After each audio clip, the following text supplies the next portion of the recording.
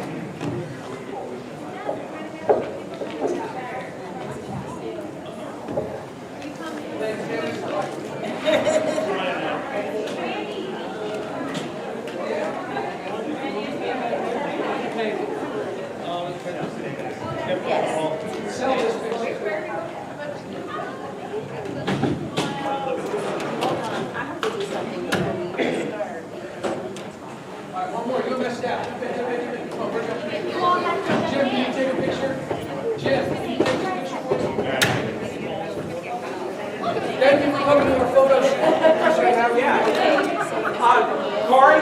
Corey, you need more light up there.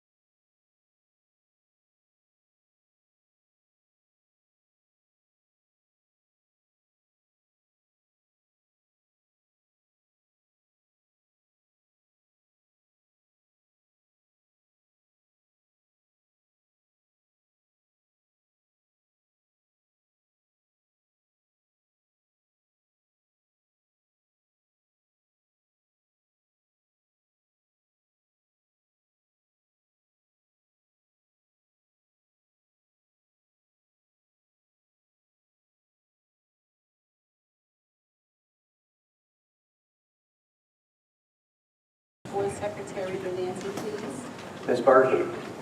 Present. Mr. Carlson? Ms. Franco Herman? Present. Ms. Harris? Here. Mr. Herring? Present. Mr. Speck? Present. Ms. Spina? Present. Mr. Todd? Present. Dr. Spence Wallace? Present. Thank you. All right. It is at this time that the Montgomery Township School District Board of Education congratulates the projected winners of this year's Board of Education election.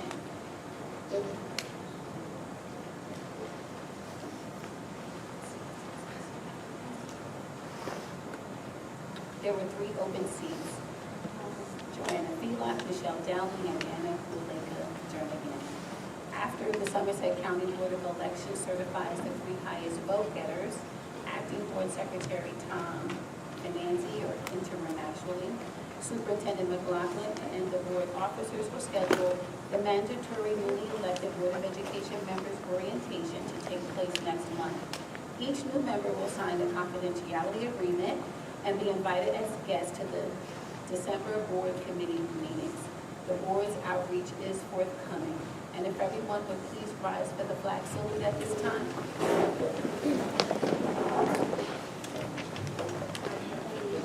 To the flag of the United States of America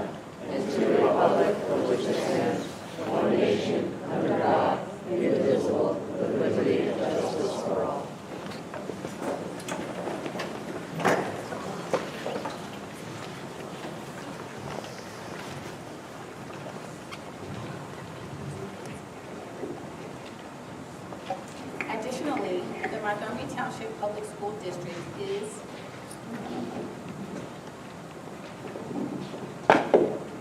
is a public education institution that historically and currently operates with integrity and excellence. We will work collaboratively with all stakeholders as we strive toward continuous improvement. As a community, we will be respectful and polite, even in disagreement. We will value everyone's perspectives, even in disagreement. Our curriculum and lessons rely on state standards and legislation, as well as fact and research. We are committed to implementing a high-quality, developmentally appropriate, equitable education for all our students so they receive a complete education. In the event of community members' behavior and/or rhetoric is vulgar, offensive, profane, or they engage in name-calling is promulgated, the board or chair, the president, will immediately interrupt by announcing a point of order. In the event the noise level prevents the board from hearing the proceedings, a personal privilege will be assessed. Should any audience member's conduct continue to be disruptive, preventing the board from facilitating their procedures of the public meeting, we will immediately recess, resulting in the district's director of security to enforce our public meeting conduct rules. If the disruptive behavior persists, the individual or individuals will be removed from the public meeting and/or the board chair will adjourn the meeting.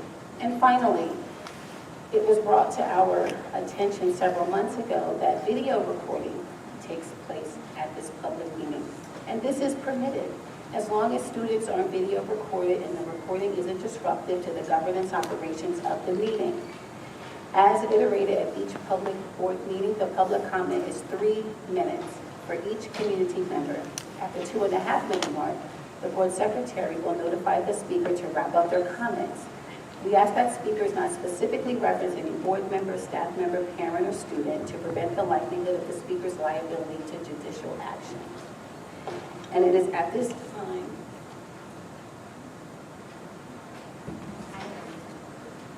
the Superintendent McLaughlin will commence with our student representative report at the absence of Ryan Rawls, and then she will then immediately follow with her own report and presentation.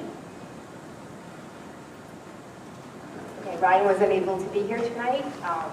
Says, hi everyone, I'd like to apologize for not being able to attend this meeting in person. This week is Tech Week for the school play and I have to attend the rehearsals.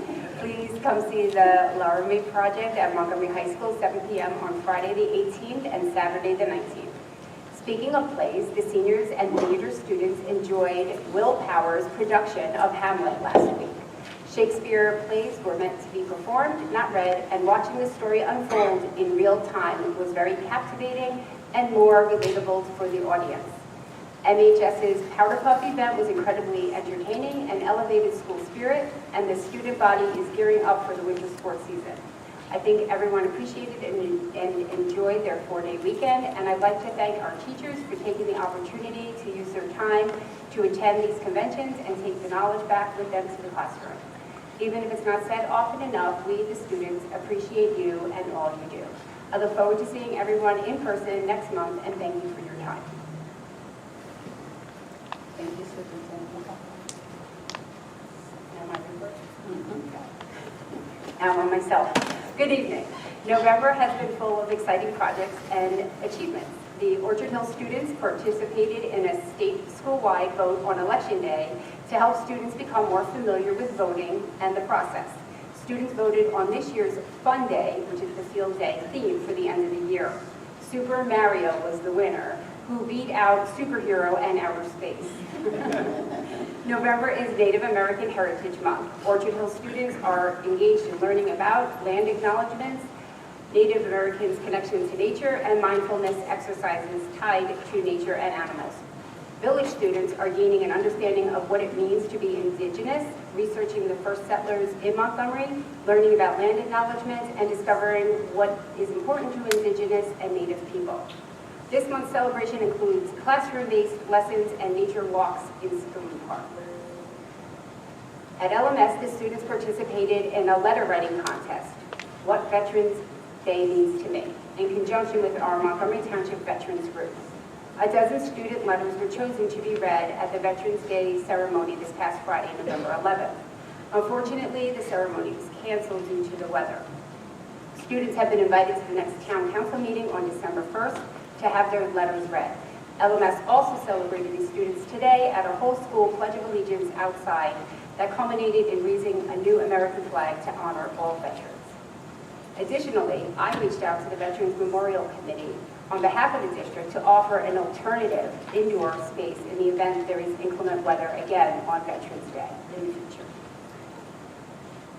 Tonight we have the upper middle school leadership team presenting. UMS recently hosted the South African Democratic Teachers Union and are preparing for the upcoming Reefs Across America event. In the high school, as part of its membership on the Teacher Advisory Council at the National Constitution Center, Montgomery High School social studies teacher Jim Washburn engaged his students in an interactive educational program called Scholar Exchange. Students in AP U.S. Government and Politics attended an interactive session on the principles of federalism and separation of powers. Our Montgomery students were joined with students from Kentucky and Texas to learn from a Chicago-based constitutional lawyer and the director of education at the National Constitution Center in Philadelphia. Also at the high school, as Ryan spoke to in his report, our English 12 and theater arts students had an exciting and rare opportunity to watch a live production of Shakespeare's Hamlet and participate in a question and answer session with the members of the Pennsylvania Shakespearean Festival. Food service update. Assistant Superintendent Damian Papa and Associate Business Administrator Dave Colombo have been meeting with the vice principals to review the overall food service experience in each school. As you may recall, we have a new vendor this year, Monty's. Orchard Hill is looking forward to having signage for students to easily identify what their options are. Students are becoming more independent with knowing their PIN numbers.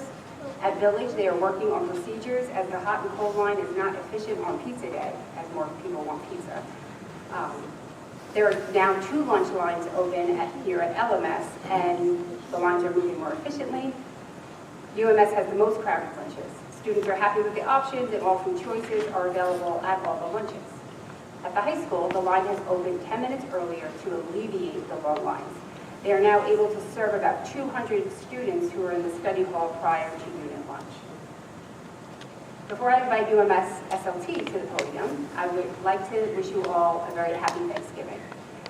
I am thankful for all our parents and their continued support of our schools. Thank you for sharing your children with us. I had the opportunity yesterday to spend time in a 4th grade classroom during snack time. A group of students proudly showed me their amazing puzzle skills by solving Rubik's Cubes. One student told me he'd like to play lacrosse. Another student immediately stated that he wished he knew how to play lacrosse. And without hesitation, the first student said, "I have an extra stick and I would love to show you how to play." This happiness I've witnessed is priceless, and that's why I'm sharing this story with you. This is a great reminder of how during ordinary times, like snack time, our children are doing extraordinary things. Thank you.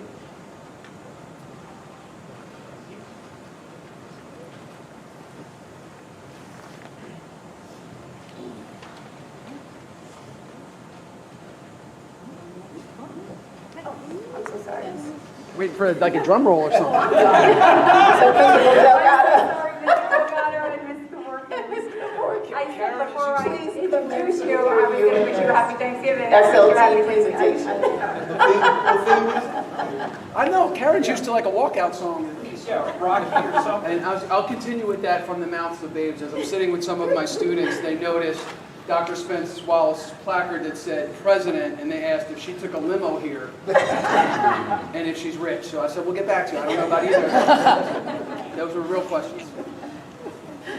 Hello, and welcome, Mr. Bernanke. It's nice to see you again. I'm Karen Kevorkian. I teach 8th grade language arts, and I also have the pleasure of being the MTA Vice President for the Upper Middle School. Best part about that is working with the school leadership team, which is, I think we're in our 6th year of existence, and each year we have tried our best to, is this on? It is? I think I get closer. Now is it? Yeah, there you go. Each year we have tried to improve what we've done the year before because our goal is to first of all, really understand the district goals, incorporate them into our building goals, and then use those to really put into action for our SLT goals. Who's got that? I do? Collaboration. Okay, so this is just a quick overview. I'm going to take about 60 seconds, but you can notice that the way that our school leadership team is built this year is we have committees that comprise the school leadership team, but the common theme you can see is making sure that every student finds a way to feel, or we find a way to make sure that every student feels welcome, feels wanted, and can be successful according to the definition that they feel is successful. You can see that we have DEI, we have climate and culture, instructional strategies, which is heavily based on UDL, Universal Design for Learning. Our solutions team makes sure that the day-to-day operations work well. We have our compassionate care team. Tonight, we are highlighting our newest component of SLT, which is our Project Unified. And Mr. Delgado will explain to you. Do you want to? I think you just keep on going. Introduce. Okay, so the great thing with Project Unified, obviously, is all of them. But what Project Unified does is it literally unifies our work in our school. It is the culmination of everything that we have tried to do, because it takes every child, every adult, and says, we're partners. You know, we're all here for the same purpose. We all care about one another, and that means that we work together to help each other become the best selves that we can possibly be. So, without further ado, I give you Mr. Delgado, who's going to give you the best part of the year. We're going to get right to it. So I echo everything Mr. Warkian said about the pride. This is one project that really is starting to gain traction and transforming the entire school, which is what it's intended to do. I don't want to steal their thunder. I want to introduce you to some of the rock stars here tonight to tell you more about it, and starting with Miss Kristen Prentice. You should know this name. This is an amazing teacher. She is a Montgomery grad. She might be sharing that with you, and we should be proud of her for so many reasons. So Kristen, thank you so much for co-leading this project, and it's all yours. Thank you. All right.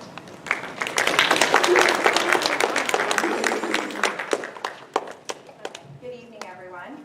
My name is Kristen Prentice, and I'm a 7th grade special education teacher. I teach language arts and social studies. I've been at UMS since 2015, but like Mr. Delgado mentioned, I was a Montgomery graduate. I went here from kindergarten all the way to high school. Mr. Delgado knows because he was my gym teacher. Physical education. I have many hats at school, as most teachers do. I'm the UMS Unified Club Advisor. I'm the teacher representative on the INRS committee. I'm a member of the Instructional Strategies Committee, and I'm the UMS representative for SEPTA. But tonight I am here as the UMS co-chair on the school leadership team for Project Unified. I'm here to share a little bit about some of the incredible work that the school leadership team at UMS is doing. However, as a strong believer in the collaborative model, I am not going to be the only one up here talking. You're going to get to hear from students and other staff members about the roles that they play. The Unified Committee is a new addition to the 2022-2023 school year to the UMS school leadership team, and we've only been a Unified Champion school for about a year. This is something very new for us, and we have been really excited that it has gotten so much positive reviews and traction in our school. People have really gotten behind the ideas that we are trying to spread the message of inclusion and belonging. As many people in this room know, middle school is a difficult time for all students. Puberty, increased academic rigor, and dealing with the social pressures of middle school is challenging. Feelings of not fitting in and being different are unfortunately common for students in this age range. Statistically speaking, students with disabilities are even more likely to be victims of harassment, intimidation, bullying, and isolation.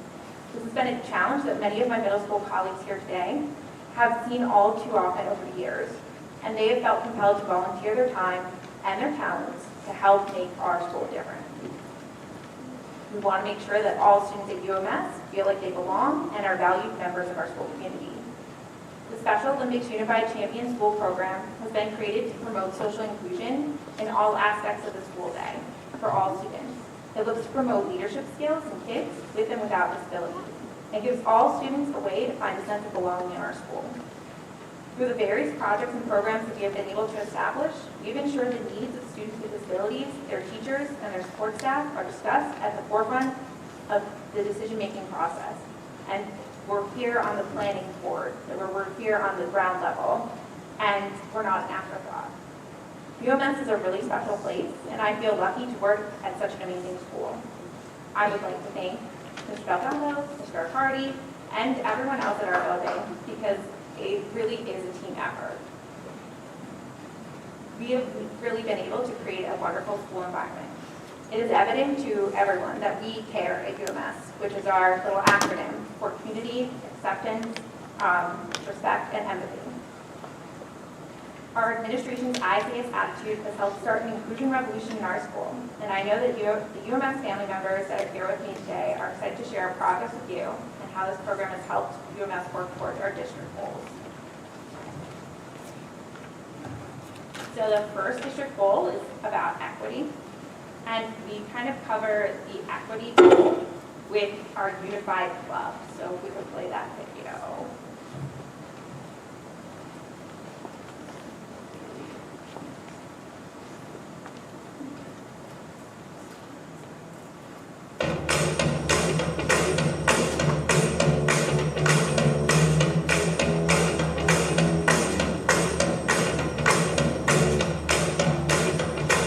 UMS Unified works to create a welcoming and inclusive community. We organize activities like Cause for a Cause and Inclusion Week. We focus on not judging people by their looks, only by their personalities.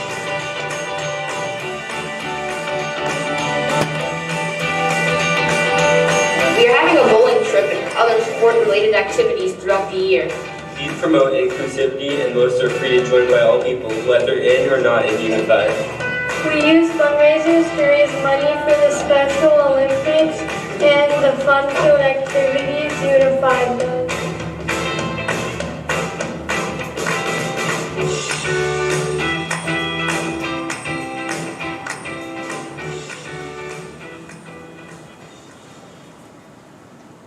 So now I'm going to have some of our students come up and tell you about their experience with the Unified Club.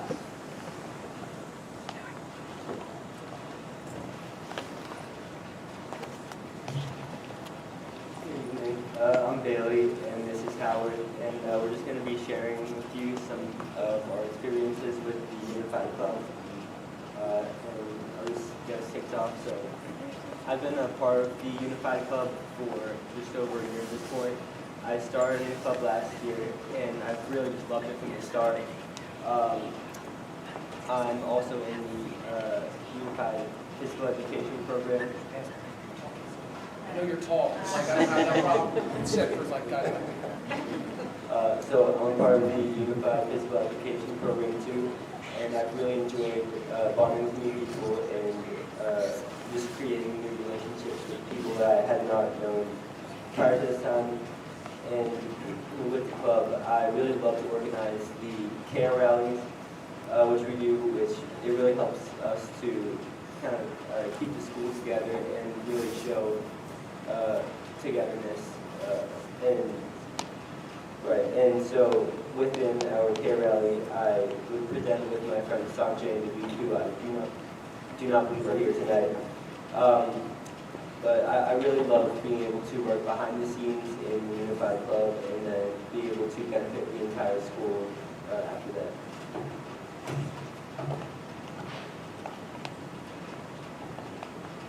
So my name is Howard Sue.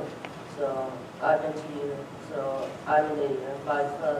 I always like it. So I like being a part of the Unified Club because it is fun and I enjoy the after school activities, which is I basically like all the games like you get to do, like all the games and all the activities to do. Like you gotta do like something like you gotta do what you can do, but not like you have to do something. You gotta do it yourself by yourself, and I think that's it. Thanks, Howard. Good job, Howard.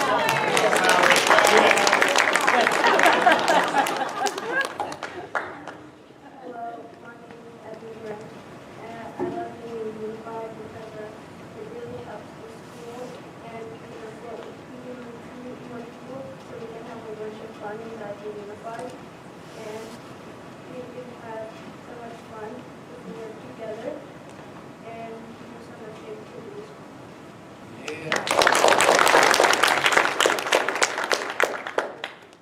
Hello, my name is Ethan Grant, and I joined the Unified Club to make it a better place and make UMS a better place for everyone to have fun.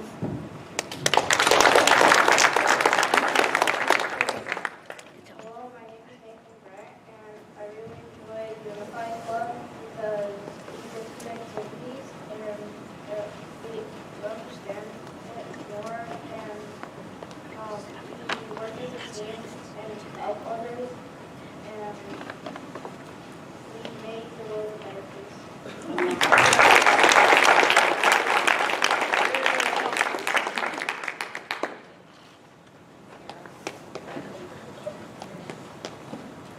Good luck following that, Miss Carol.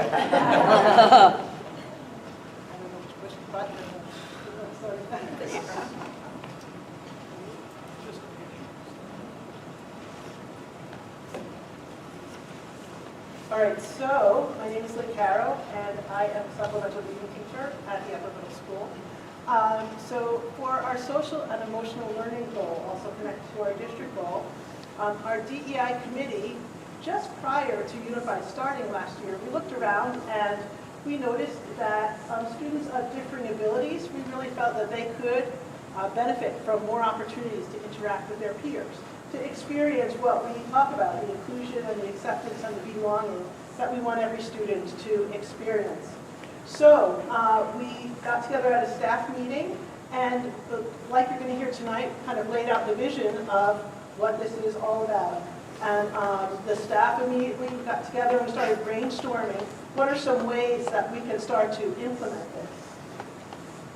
So we identified 4 different areas to focus on. One was ways to promote inclusion in our individual classrooms during class. Another, removing barriers to inclusion in the classroom, which connects to, again, UDL, Universal Design for Learning. We wanted to find ways to teach all students how to be more empathetic and inclusive. And also we wanted to find ways to promote inclusion in larger settings, such as gym and lunch and things like trips to Camp Mason. So there was a great response from the staff, and everybody started brainstorming. We started a conversation, and then we discovered that this Unified School Initiative was starting at the same time, which was quite remarkable because the two things just kind of came together and emerged together. And so as a staff, we're going to continue having those conversations and finding ways that we can continue to contribute to our Unified School Initiative. Thank you.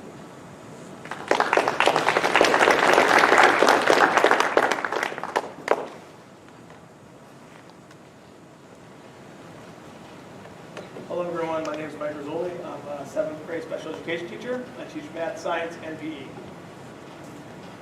Hi, I'm Christina Venatucci. I teach 7th and 8th grade PE and health. Hi, my name is Lila, and I'm an 8th grader in Unified PE. So the next part is going to be connecting district goal number 3, the academic piece. And that's going to be our Unified PE program. And I'd love to tell you so much about it, but I'd rather you see it firsthand from our students.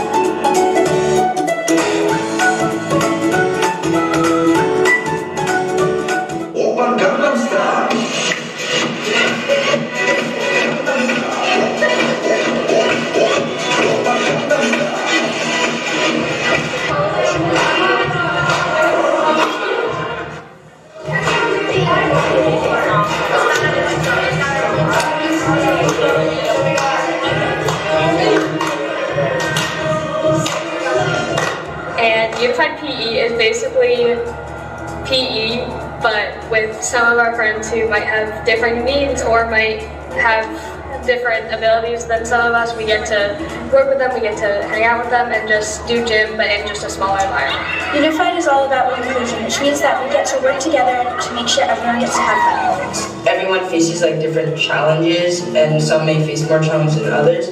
So we have to just do different activities. A lot of the time we will do the same thing that the rest of the gym class is doing, but other times things have to be tailor-made, I guess you could say, and kind of fit more easily the molds that somebody who may have more trouble socializing would need to succeed.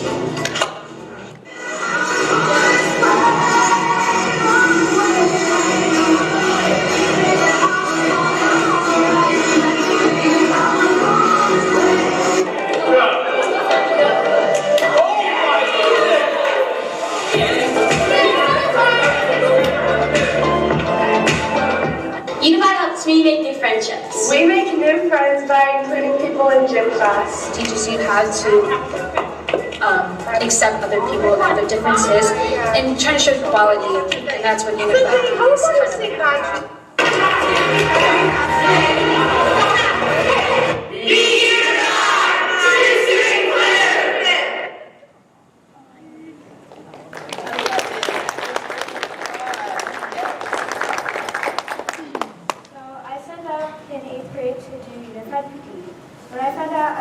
I would be participating in Unified Gym, I was beyond excited.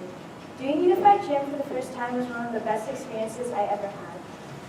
Meeting new friends that I could hang out with and exercise with was the best part. Every PE class is brought with giggles and excitement. It is such a good feeling to help each other out and have fun while doing so. The community we have built in Unified PE is super inclusive and fun for everyone.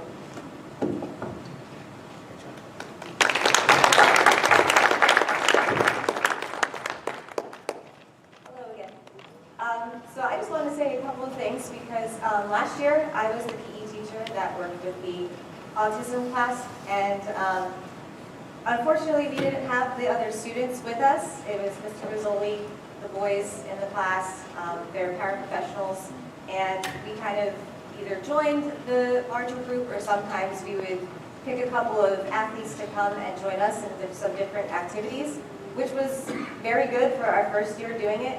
But to see the progress that this organization, this Unified Club has made is just remarkable, and it's all due to the kids back here. And just today, after we had our Unified class at the end of the day, we had 5 students actually come up to Mrs. Kovalars, who's teaching the class this year, and ask if they could join Unified. So the word is spreading, and a lot of people want to get involved, and that's the whole idea of this, and so far it's working out very, very well.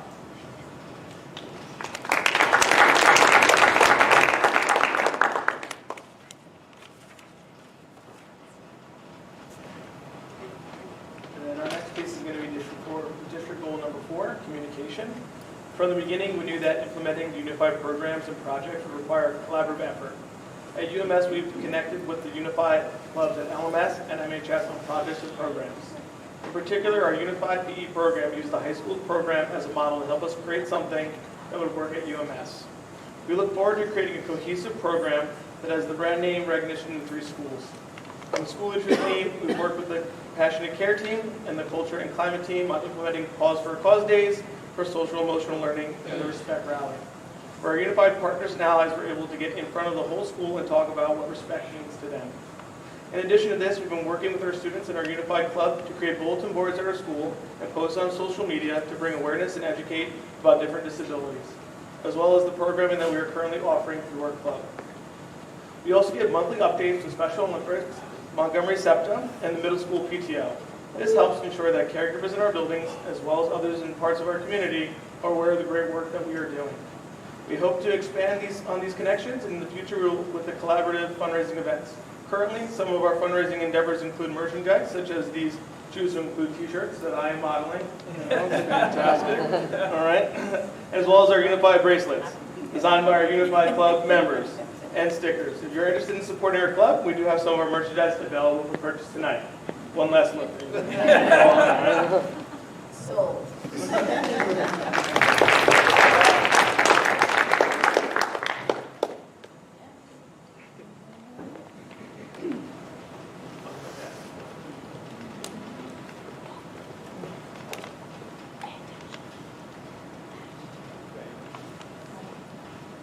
There I am.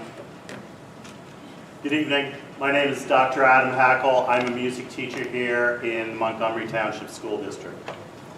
The students of Project Unified are mentoring a second grade class to write stories about exceptional students helping each other. The club, a few weeks ago, came down to Orchard Hill and visited Mrs. Renee Perovich's class with their school mascot, and they read stories to them about friends with exceptional abilities helping other friends. These stories the second graders are now writing themselves will be used to inspire a melody that is going to be written by the UMS Composers Workshop at the upper middle school. These two artifacts will then in turn be sent to a professional composer as part of the Sing Me a Story project, who will write a musical work that will be later performed by the high school ensembles during the end of the year. During this performance, the UMS students, as well as the students involved at Orchard Hill, will be honored for their work. Part of the project is to also use the composed piece of music as a fundraiser for the Special Olympics, which is a supporter of Project Unified. Thank you.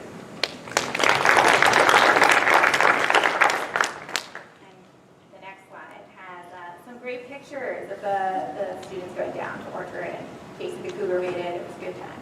Well, I missed it, but everybody else said it was a good time. That was impossible. It's a long story. Okay. So what we want to do now is just kind of give you a vision of what this looks like in a more established school. These are the goals that we're working towards. Yeah, a Special Olympics Unified Champion School has this, it's called a banner school. It's kind of like the big thing. And, that's where we're going. That's where we want to be. So we're going to show you, we're not going to watch the whole video, but just kind of the first 2 minutes of this video. And it shows you this high school where they've been doing Unified for a much longer time than us, and, like what that looks like. And, so you can see what our goal is moving forward.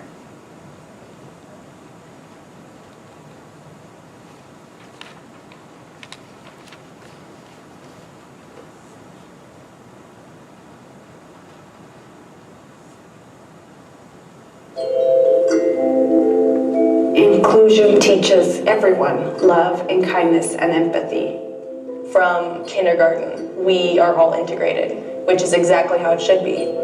When you're a Unified Champion School, great things happen. Kids recognize that every single child in this school matters.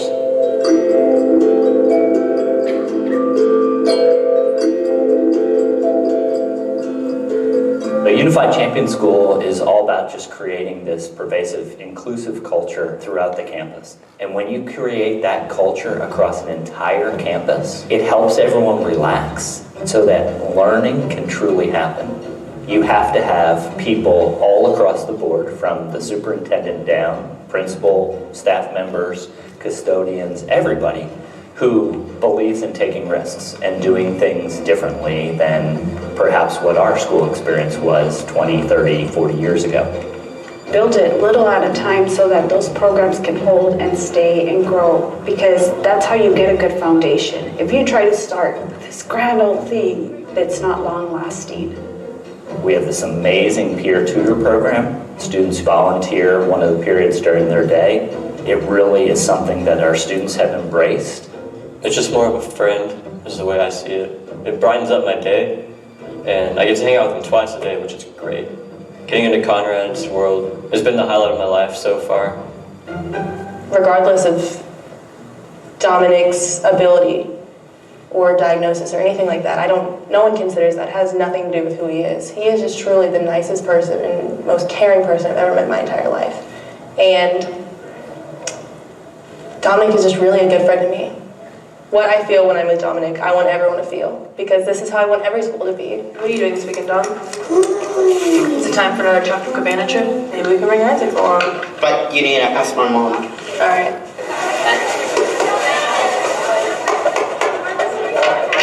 A group of students design a day for 300 visitors to come and see how much kids supporting kids just creates for a campus. An amazing culture. Seeing the community backing and our administration really backing our kids and wanting this for us, I don't really have words for it. You're in awe because they value our students as change agents.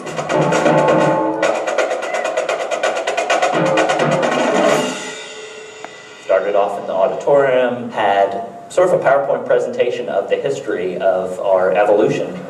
With the growth of the peer tutor program, a natural shift from peer tutors as helpers to supporters and then to equal partners occurred. These partnerships led students and teachers to add Unified Champion School to Alma Heights to promote.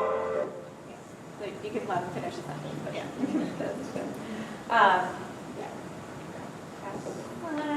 Almost done, huh? Okay, so we have done a lot already in our first year of existence, but as mentioned in the video, it's important that we build and expand programming in a sustainable way. Some of our future plans include more staff and student training, implementing unified flex lunch clubs for students who are unable to stay after school to participate in unified activities, utilizing the unified PE program, implementing similar support structures in other cycle elective classes, having our full school engagement events during our Pause for a Cause days in order to help continue to engage and educate staff and students, adding competitive sports to our programming, particularly an esports league, which is the greatest level of student interest. While we hope to implement as much as we can this school year, sometimes we are limited with how much we're able to do. Currently, the Unified Champion School program is funded through a grant from the Special Olympics. This funding will decrease over time, and we have to find alternative ways to fund it, and hopefully we can find solutions to that in our district. We're working to get grants, and we're also looking at ways to put some of the expenses into the school budget. So, thank you again for taking the time to listen to our presentation, and we hope that everyone here tonight will work in their special way to ensure that they choose food.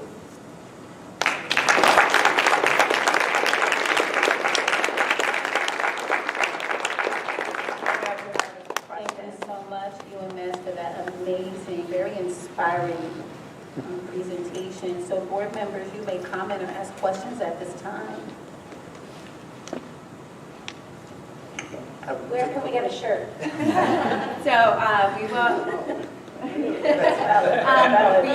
have a website, and we can make sure that everybody gets the link. We also, I have someone has them. Yes, we have little QR codes so you can, if you want. And yeah, so we're going to do a second order. We actually used a company called Unified Spectrum, which is located in Plainsboro, and they use adults with disabilities, and they make assured. They were funded by, or they were in part funded by a grant that they got from Princeton High School. So we're supporting inclusion and equity everywhere. Really, really amazing job. I wish that the school that I went to become a unified school too. We can give you the information. It's a lot of work, but it was definitely worth it. And I think that for so many of us, it was something that we saw was missing. And so everybody was very supportive, which was great.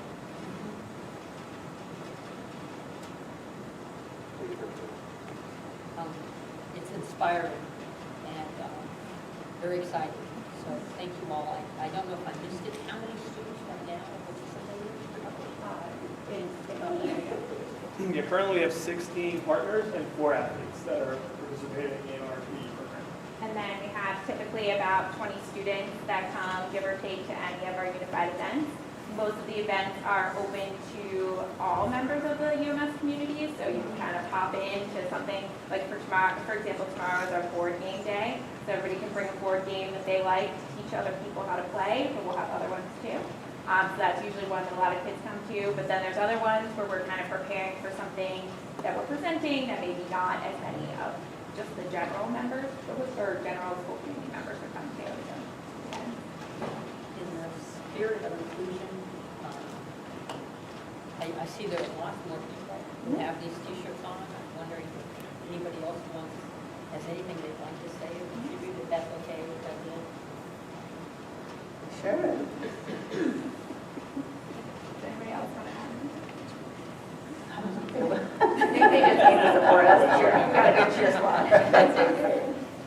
So I have a question around recruitment, or just what methods do you use when communicating about this opportunity for the students at UMS, and are you engaged? And secondly, are you engaging in conversations around expanding it?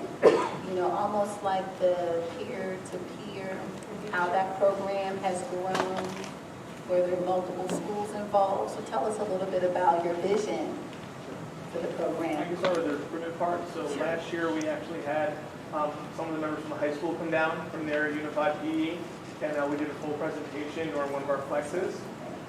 So they were able to tell the students kind of what their experiences are. And we had the partners and athletes come down from the high school and speak a little bit. And then we put it as an open form as a question for the students to fill out, almost like a kind of application, but they were able to put their name and why they wanted to join. And like we said, we had 125 students reply saying they wanted to be involved. So we sat down as a team. And we went through a lot of them and saw what people were saying, why they wanted to be involved. And we kind of chose from there what fit into their schedule as well, like for our particular block of PE. So that's how we selected our students. And we do hope it continues to grow, especially with how successful we've been. It's such a fantastic experience. For the club, we kind of converse at the beginning of the school year with special education teachers in particular and case managers to determine if there's any students that we would actively recruit that might possibly need parent contact. Because we do know that some of our friends are not very good at remembering things. And so they might need some reminders from home. And so we kind of would get that list together. And so those parents are contacted. And then we do a lot of announcements on the morning announcements. And we have a lot of students who see maybe an activity that they're interested in. We do one sport activity a month, and we do at least one non-sport activity a month. So some kids are like, I want to come and do basketball. And they're like, okay, that's fine. And then some kids are like, I don't want to do sports. Can I come for board game day? And you're like, yeah, that's fine too. And kids are always encouraged to bring a friend to the club as well. Awesome. Any other comments or questions? Thank you so much. Thank you.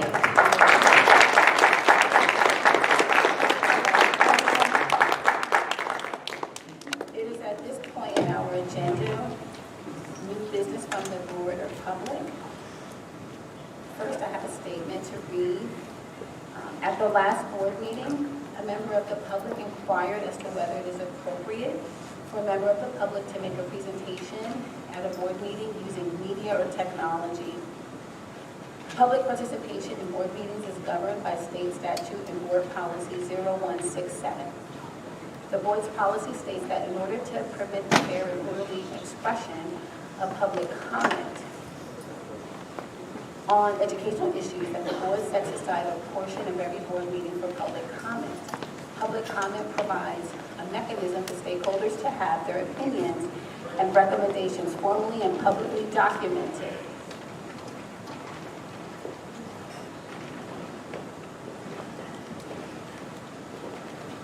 Thank you, everyone. Thank you. Sure, we could extend another applause for UMS's outstanding Unified Champions program.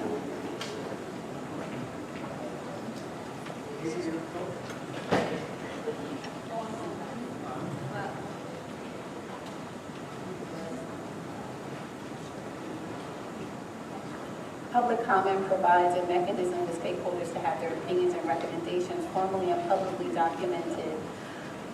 Under the board's policy, this does permit members of the public to make presentations through the use of media or technology.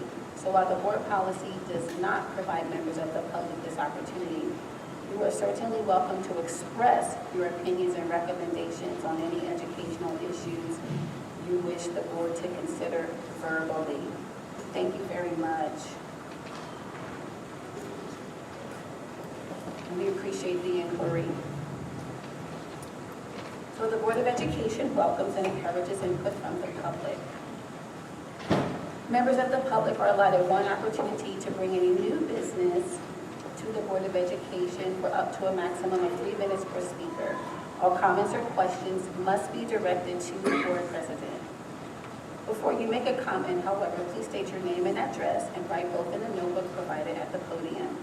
Being mindful of privacy rights regarding students and board employees and to avoid any potential liability on the part of the speaker, the board discourages references to specific individuals. While directing your comments or questions to the board president, please understand that the public comment portion of the meetings are not structured as Q&A sessions, but rather are offered as opportunities for you to share your thoughts with the board. The board president may need to refer an issue to the superintendent if the particular issue has not been handled through the appropriate chain of command within the school district. Responses may be provided at the end of the session, and there are times when comments or questions will require additional fact-finding before a response is provided. So, Board Secretary Vivanzi, so public comment will commence at this time.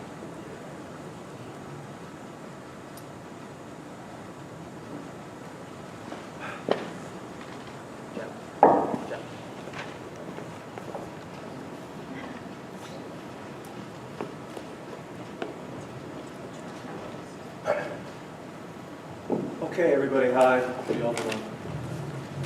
Thank you, fellow school board members, for your service, and welcome to all the new school board members coming in.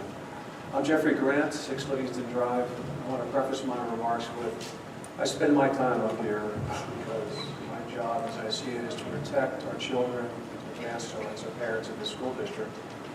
And I'm a little bit disappointed about the remarks I heard from Mrs. Gorkin. I don't know how to call her any other name. I'm not allowed to use her name, but how do I use her name? I'll call her. She commented at the last school board meeting. MTEA Vice President. MTEA Vice President? Okay, so the MTEA Vice President came out and spoke in defense of the MTEA Equity Chair regarding the Harmonica Sunbeam event. And I commented about it in the last meeting that evil can be identified through lying and deception. That's the root. Parents teach their children to identify lying and deception.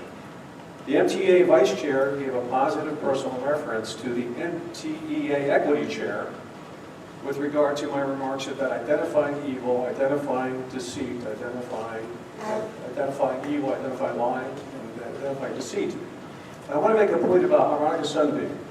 If you look at her YouTube, it's some of the most disgusting nightclub acts you've ever seen in your life. This is what it comes down to, is you have to be able to identify evil for what it is before you bring it into our town. And there's no excuse for what we did bringing her into this town. So I feel that it is important to understand that evil does not come to us looking like evil. It looks like sweet Harmonica Sunbeam. And your job as school board officials and administrators and every teacher in this school, your job is to identify evil and protect our children from it. So I see that leadership circle that you had on the slide a little while ago, that diversity, equity, inclusion, climate, whatever. There should be some way to address the dangers of evil, to teach these kids how to identify and to call it out for what it is, to avoid it, and make sure they protect others from it. So I ask the many rock-solid teachers we have in our school district that they do this to the extent they can, and that they evaluate the performance of our current MTEA administration, which isn't doing a very good job of it. So that's Jeffrey Grant, 6 Livingston Drive. Thank you.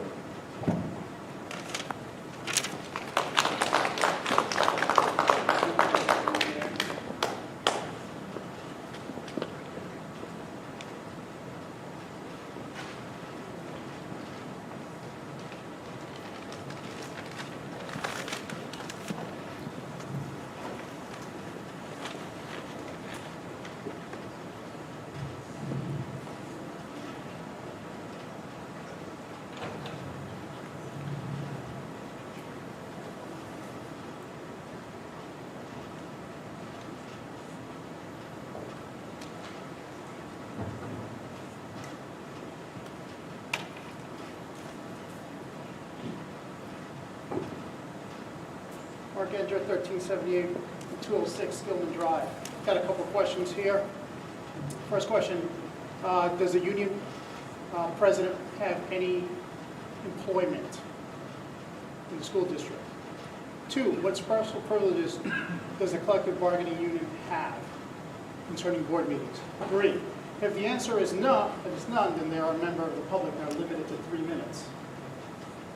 3, why is the union president bringing up collective bargaining issues at Board of Ed meetings, like with Facebook? That has nothing to do with our children. 4, is the public allowed at collective board meeting negotiations? 5, I just saw that the school board kindergarten is 100% in by 12 votes. How do we go for a recount? Okay.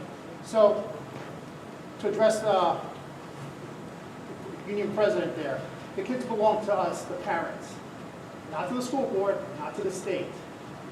Let's make that very clear. You do not feed them, you do not provide clothing for them, you do not get up at 3 o'clock in the morning when my son is sick.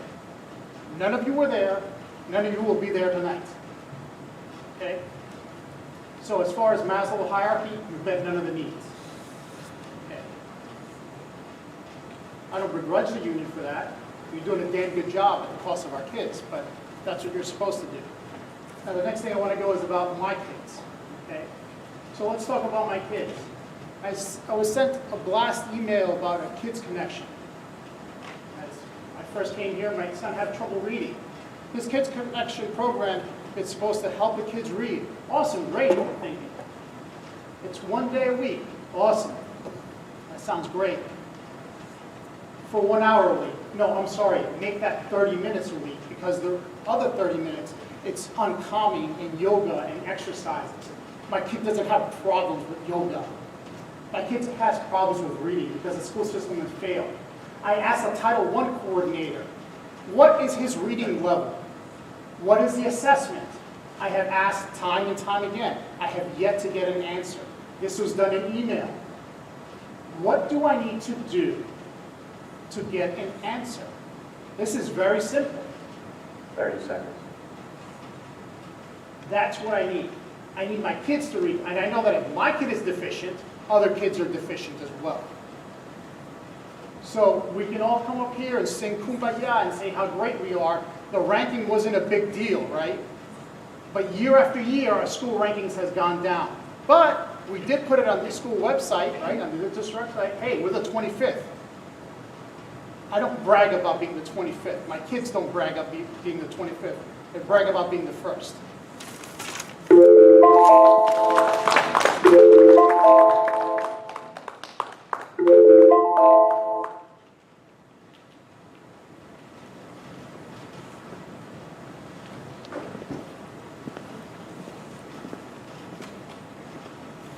As I understand it, you could come up with a different topic and speak another time, is that correct? No, that is incorrect. It's 3 minutes You've at a shot. exhausted your 3-minute time, Mr. Grant.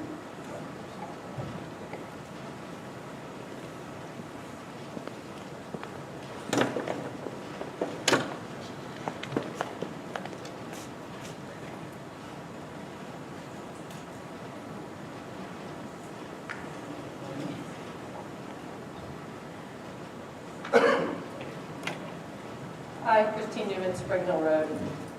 I just want to apologize ahead of time for talking about this again, because I'm probably as tired of it as you all are. But when someone gets up at every meeting and whines about drag queen story hour that happened, what, 6 months ago, it just seems like an incredible waste of our time, and nothing's going to be accomplished. So I have one question, which is, how many of the parents who brought their children to story hour complained that it was inappropriate? Because I think the arrogance of someone who's not related to those children or to those parents to get up month after month and suggest that he knows better than the parents of those children what is appropriate for those children is astounding. I have not gone to her website. However, I think we can all realize that someone can entertain children in the morning in a school and entertain adults in the evening at a nightclub.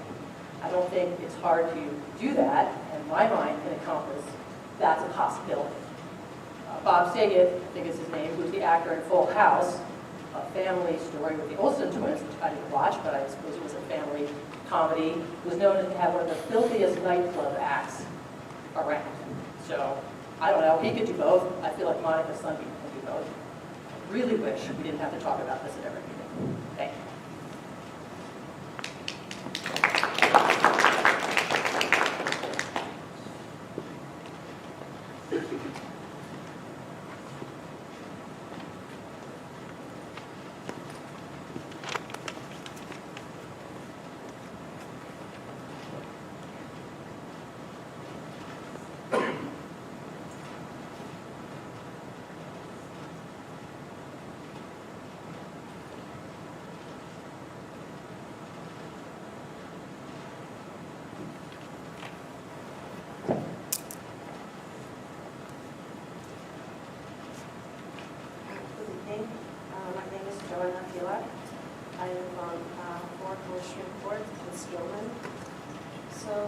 In the recent several weeks, I've been talking to many parents to understand expectations of the school administration and the school board. There was one recurring expectation that they shared with me, and they all want our schools to return their focus on academic excellence.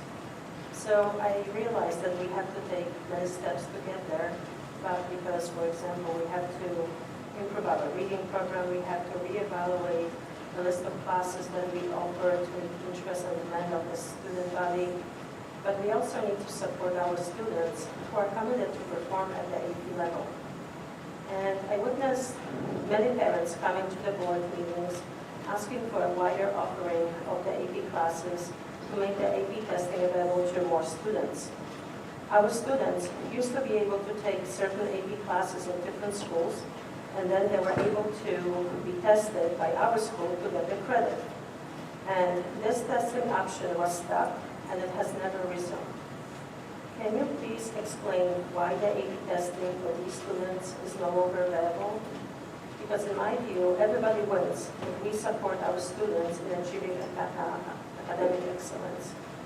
Also, can you please explain to the parents why this testing was stopped to begin with?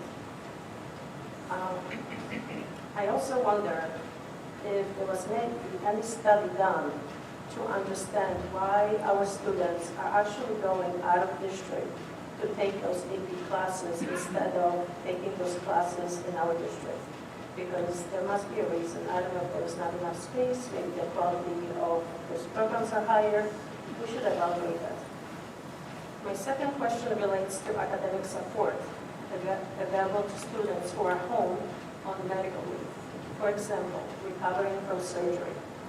Recently, I spoke with a mom who was trying to get support for her child who will have to stay home for several weeks to recover from surgery.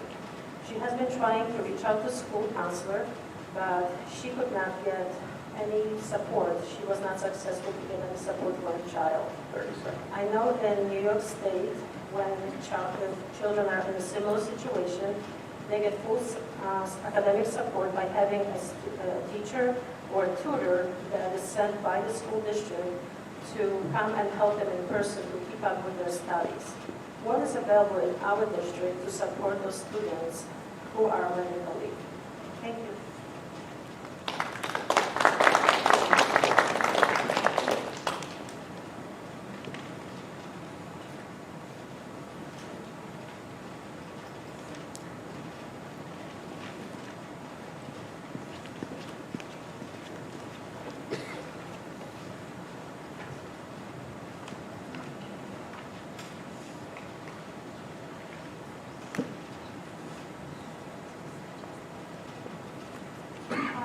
My name is Gabriela Zarva. I also wanted to ask why MTA has a special slot to present their speeches lately about Facebook troubles, why people are complaining about their parents for 5 months, and also on our last, I think 2 months ago, we said can focus on education because they have to provide shelter and food. As far as I checked, I paid for my kids' food, I provide the shelter, I am their parent, not them. I understand you want to hear from the teachers, and Mr. Speck meets with PTA and other clubs, wherever they're called, and he provides a report. Why can't the same thing be done here? So that's all I wanted to know. Thanks.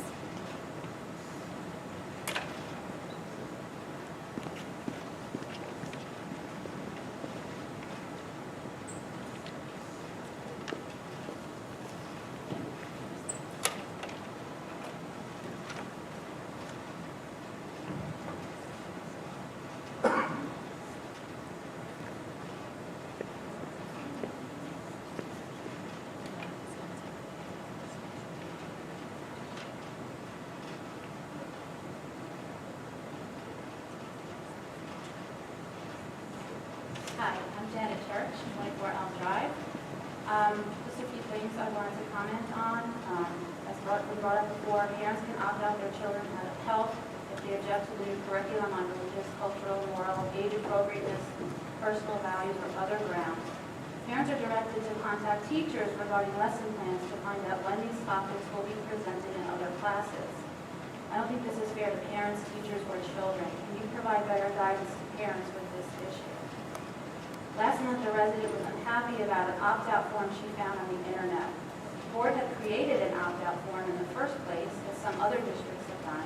This situation could have been prevented. Why did the board not prepare a consistent opt-out form for parents and instead leave it to the parents to create or seek one out on their own? Different formats are no doubt challenging for teachers to sort through.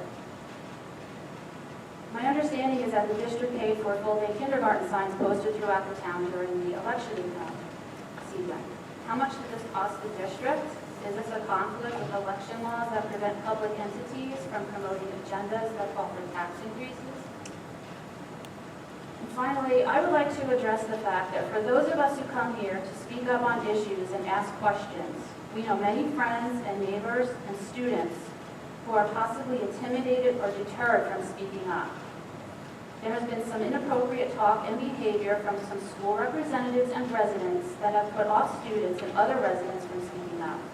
I note the board candidate who was shouting at last month's meeting, a teacher MTEA representative who addressed the community directly with, "I taught some of your students and I know who you are," and the incident over the summer when an adult harassed a student after he calmly and thoughtfully presented his objection to the new health curriculum. I personally know students, teachers, and residents who would like to give their opinions to the board but are afraid of potential retribution from some teachers, administrators, the union, and residents. I hope that you will discourage this behavior at future meetings. Thank you.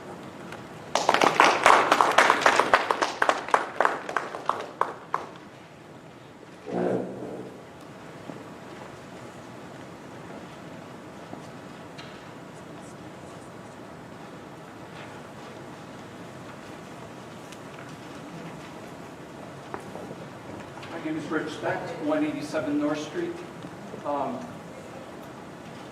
So I was prepared to speak this evening, and I actually just want to echo what Dr. Newman's comments were.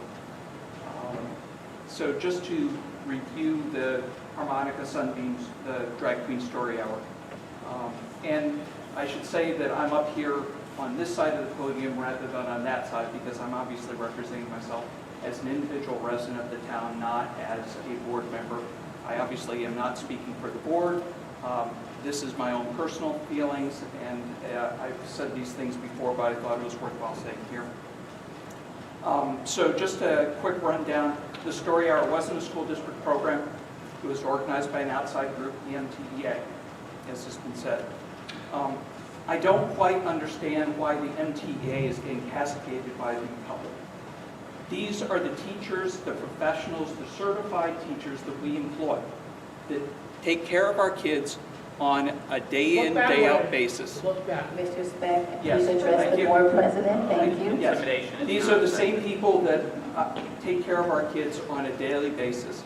And I just don't quite understand why all of a sudden it's bad for the Board of Education to be working with the MTEA with shared values. The board does have a policy on how school facilities are used, and those policies were followed. As Dr. Newman said, this program was held during Pride Month. The announcements on the website were explicit about what the program was. There were pictures of the storyteller and a link to an article on NJ.com and a video showing parts of the drag queen story hour. Nobody, I would submit, was going to attend and be surprised by what the program was about. I believe parents, including the parents who attended the story hour, want what's best for their children and raise them thoughtfully by imparting their values. Having inclusion in the schools or participating in the story hour isn't going to undo that. There's also been a concern about kids finding videos online. I have a couple of thoughts on that. One is that I'd be concerned if kids can just freely look up anything they want to in an unsupervised manner. I have a concern about that because there are lots of things that kids are going to hear on the school bus or out on the playground or whatever. Given that the algorithms used by search engines are self-reinforcing, I would submit that some people that are finding other videos are actually seeing them because they're trying to find those videos, and that may be a self-perpetuating thing. Finally, there are some people that talk about parent choice. It seems that freedom and parent choice is only for the parents that agree with those criticizing the story hour. To me, that's hypocritical. I support parent choice for all parents. Thank you.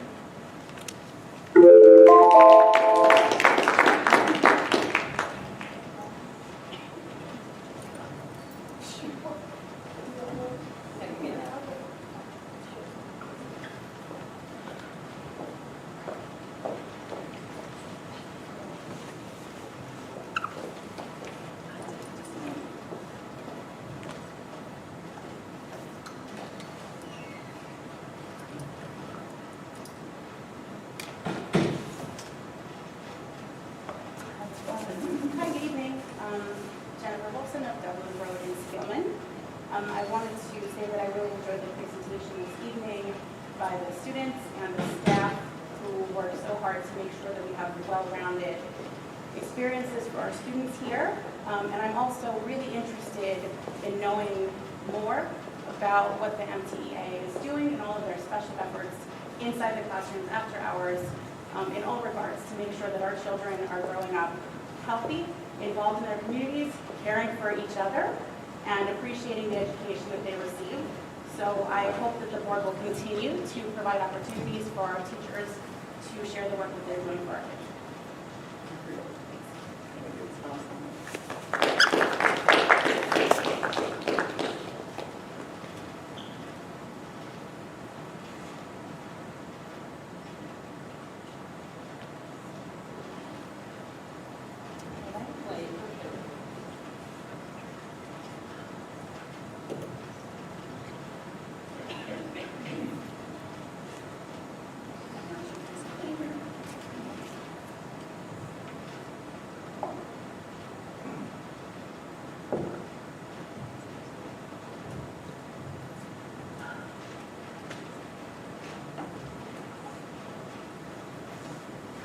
Hi, my name is Phyllis Bursch. I live at 623 Dominicus Court. I am on the board, but I'm speaking as a resident of the town. And I do not represent the board in anything that I'm saying.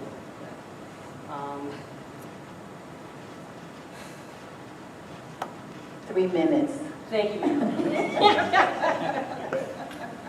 All right.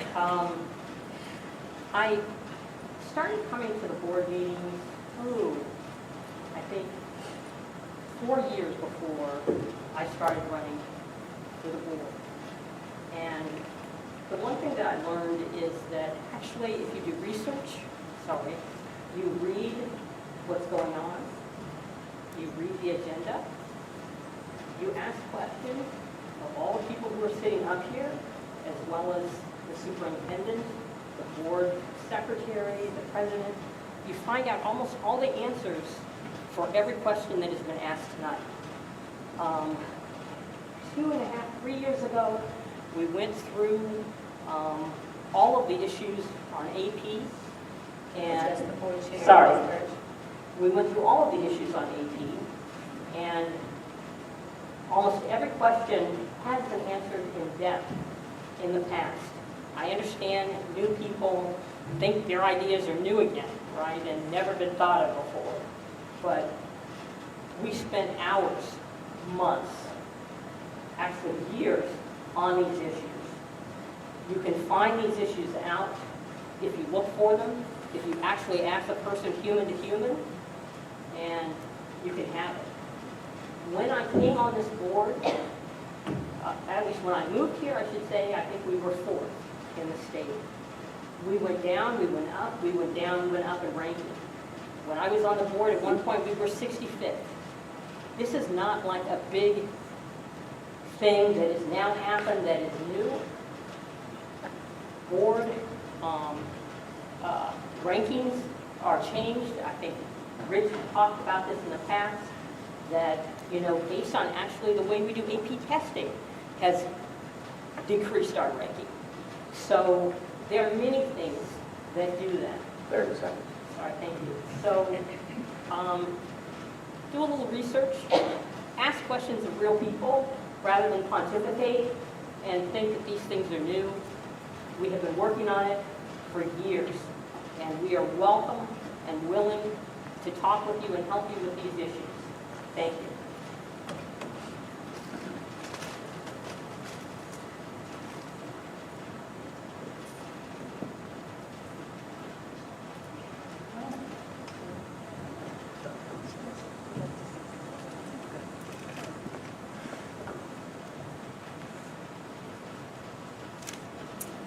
I'm Barbara Preston, speaking for myself. I'm a resident of Rocky Hill. I just wanted to ask a question about school rankings. I understand that it's important to have a great school, and I think that Montgomery has one of the best. I have followed the rankings over the years, and what I don't understand is that in the ranking, it will compare a magnet school in Elizabeth or Middlesex County. Now, a magnet school, for those who don't understand, is, let's take a basketball team, for example. Just confirm my example, confirm my understanding. A basketball team, you can try out for it, or you can have a basketball team where anybody can play. Now, if you have a basketball team where you try out and you select only the best players, I would think that you would have a better basketball team. Now, if you are ranking schools and you rank a magnet school in Elizabeth against a school that takes everybody, that's much larger, that takes everybody, how can you compare the two? And why are places like Niche, U.S. News and World Report, and other places allowed to compare apples to oranges when it comes to schools? Am I misunderstanding something here? That's all I just want to say, because I write articles on this and nobody says anything about this ranking. I just want to make sure I have the correct understanding. I mean, I have a master's degree in education. I've written about education for years. And I'm not biased about that. Is that correct? I just think we really need to look at our rankings. That's all. Thank you.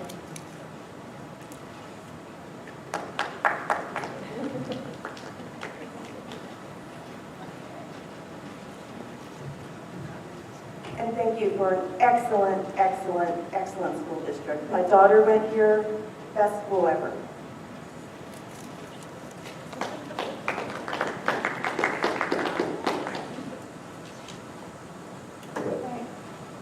Public comment is closed at this time. Thank you all for your questions and your comments. Superintendent McLaughlin, would you please reply to those questions that you're able to at this time?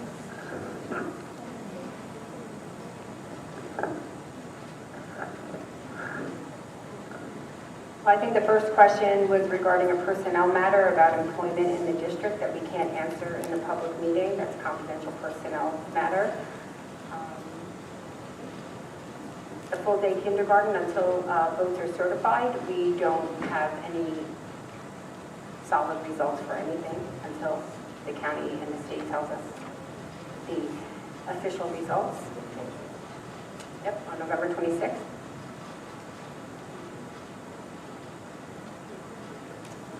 The question regarding the child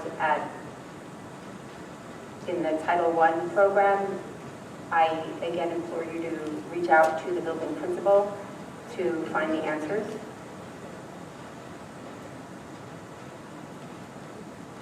There were no parents that attended the story hour in June that claimed to be upset.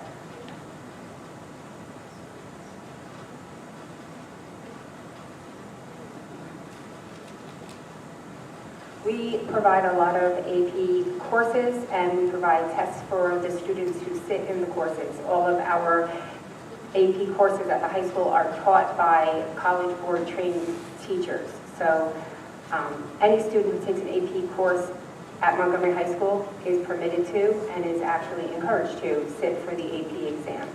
Any courses that are not offered in Montgomery High School, like other high schools, we do not offer the AP exam for. Colleges do not take into consideration self-study.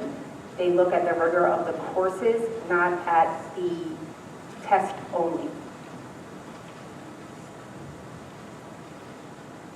And that was a district decision that was made 10 years ago to be aligned, about 10 years ago, to be aligned with the other school districts, local school districts. Any child who is on a medical leave with a doctor's note absolutely positively is put on what we call home instruction. And they would be provided the education that you referred to. So please implore that parent to reach out to the school, because I believe there must be some misunderstanding.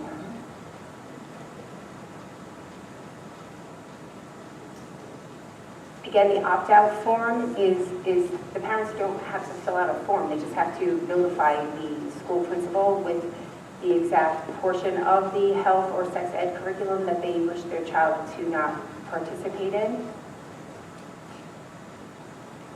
And the full-day kindergarten signs were paid for by the district. It is not against any election laws. They did not promote anything. They just were informational.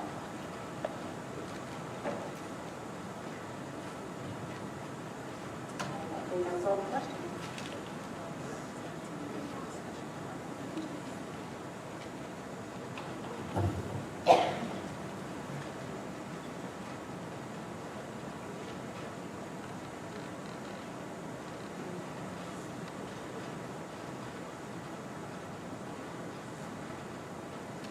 That is correct. More clarification when it comes to specific AP exams.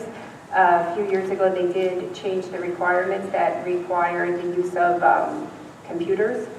And if the course is not offered, there is no computers available even for the students. But regardless, we weren't offering AP exams to courses that we do not teach. And germane to the inquiry about MTEA's representative report. All of the local public school districts in New Jersey engage in the Sunshine Act, so we notify the public when our public meeting sessions will take place. These are the meetings the Board of Education determines and creates the agenda, and the public is invited to participate in our public meeting. The Board of Education has all of the authority and rights and privilege thereby granted to them by the appropriate ethics and laws in the state of New Jersey, that we are able to create our agenda.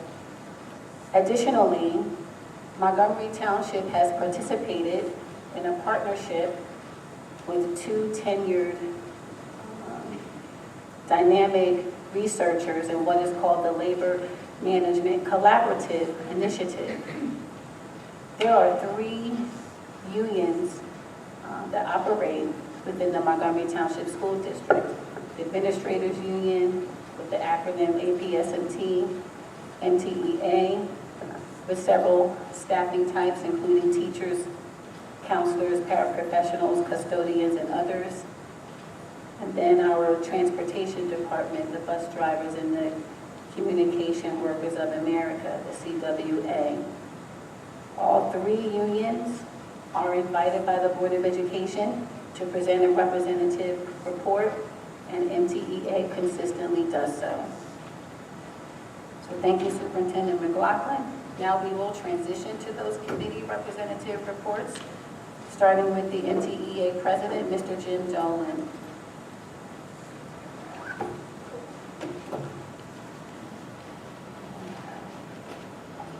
Good evening, board members. Thank you, Dr. Spence-Wallace, colleagues, friends, co-workers, those of us who are here in person, those of us who are watching virtually.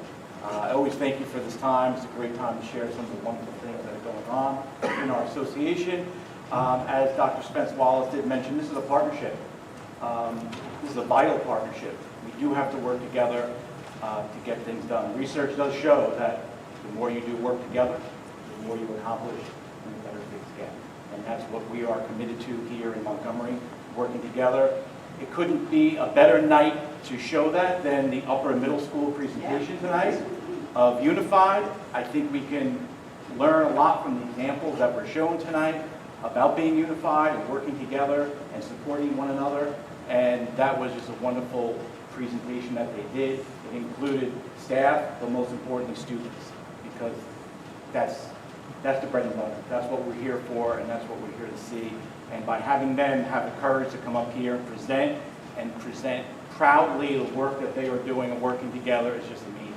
And that's what puts a big grin on my face, and I know many of my colleagues, and I've watched around the audience and board members as well. So they did a wonderful job. They hit on our school goals.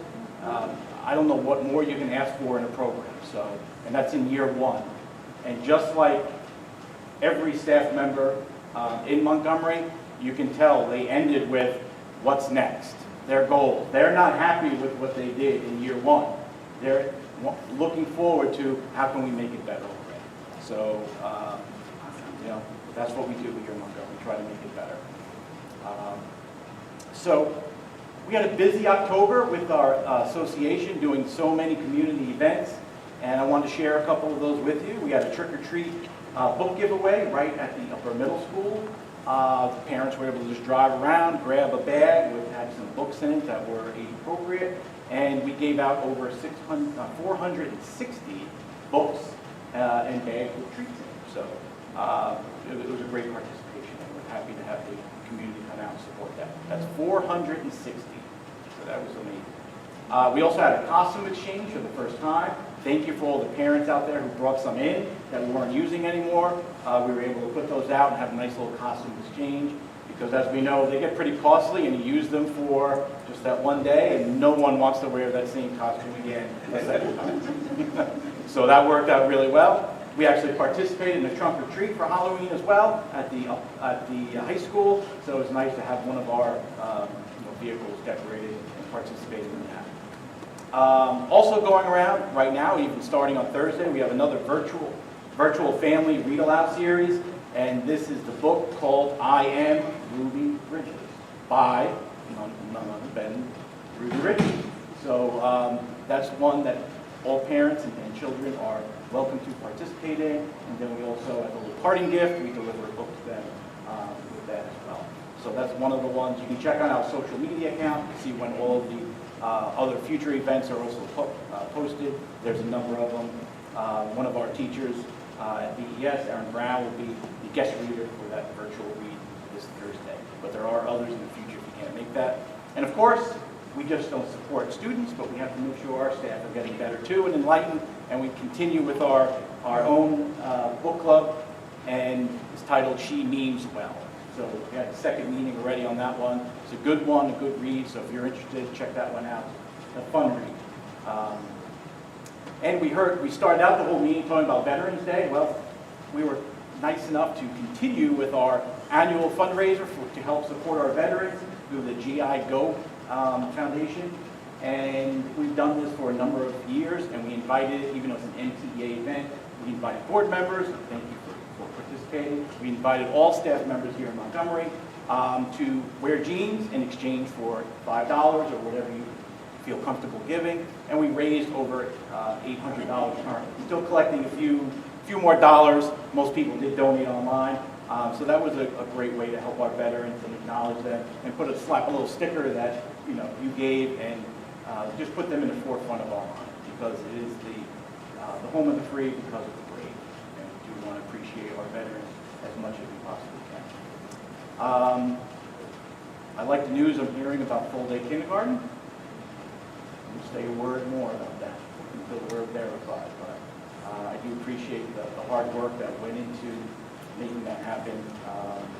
And that's it. So I want to end it on all those positive notes that we're doing as an association for the community. If you have any questions, I'm happy to. Mr. Todd? Yeah, thank you, Mr. Jones, for that report. When you do you guys do your program every year when you distribute pizzas to families? Yes. On a typical year, how many pizzas do you distribute? Let's see. It does vary. I phoned a friend. About 400. It's the most pizzas I've ever seen delivered in my life, because it's multiple vehicles making multiple trips, and they are stacked high and low, and we carry them all in to keep them warm because it's in April. So it's usually a little cold outside. So yeah. Once again, the events that we do, especially the drive-up events, are very well attended. It started more with COVID. We had a transition. How can we get out to the community? And, it started out with masks, and we were masked, and the people in the vehicles were masked, and people were holding up papers, with the last name, and we, shovel it off and put it into the car and give it to the parents. But we got such positive feedback from that. It's like, we're connected. We see people, right? We didn't see people during COVID. So we see people. So the events became very positive, and rather than really do it any differently, it's been successful, and people love it, and it's easy just to drive up and participate. And they're take-home events. So read a book and have a pizza. Dinner's on us.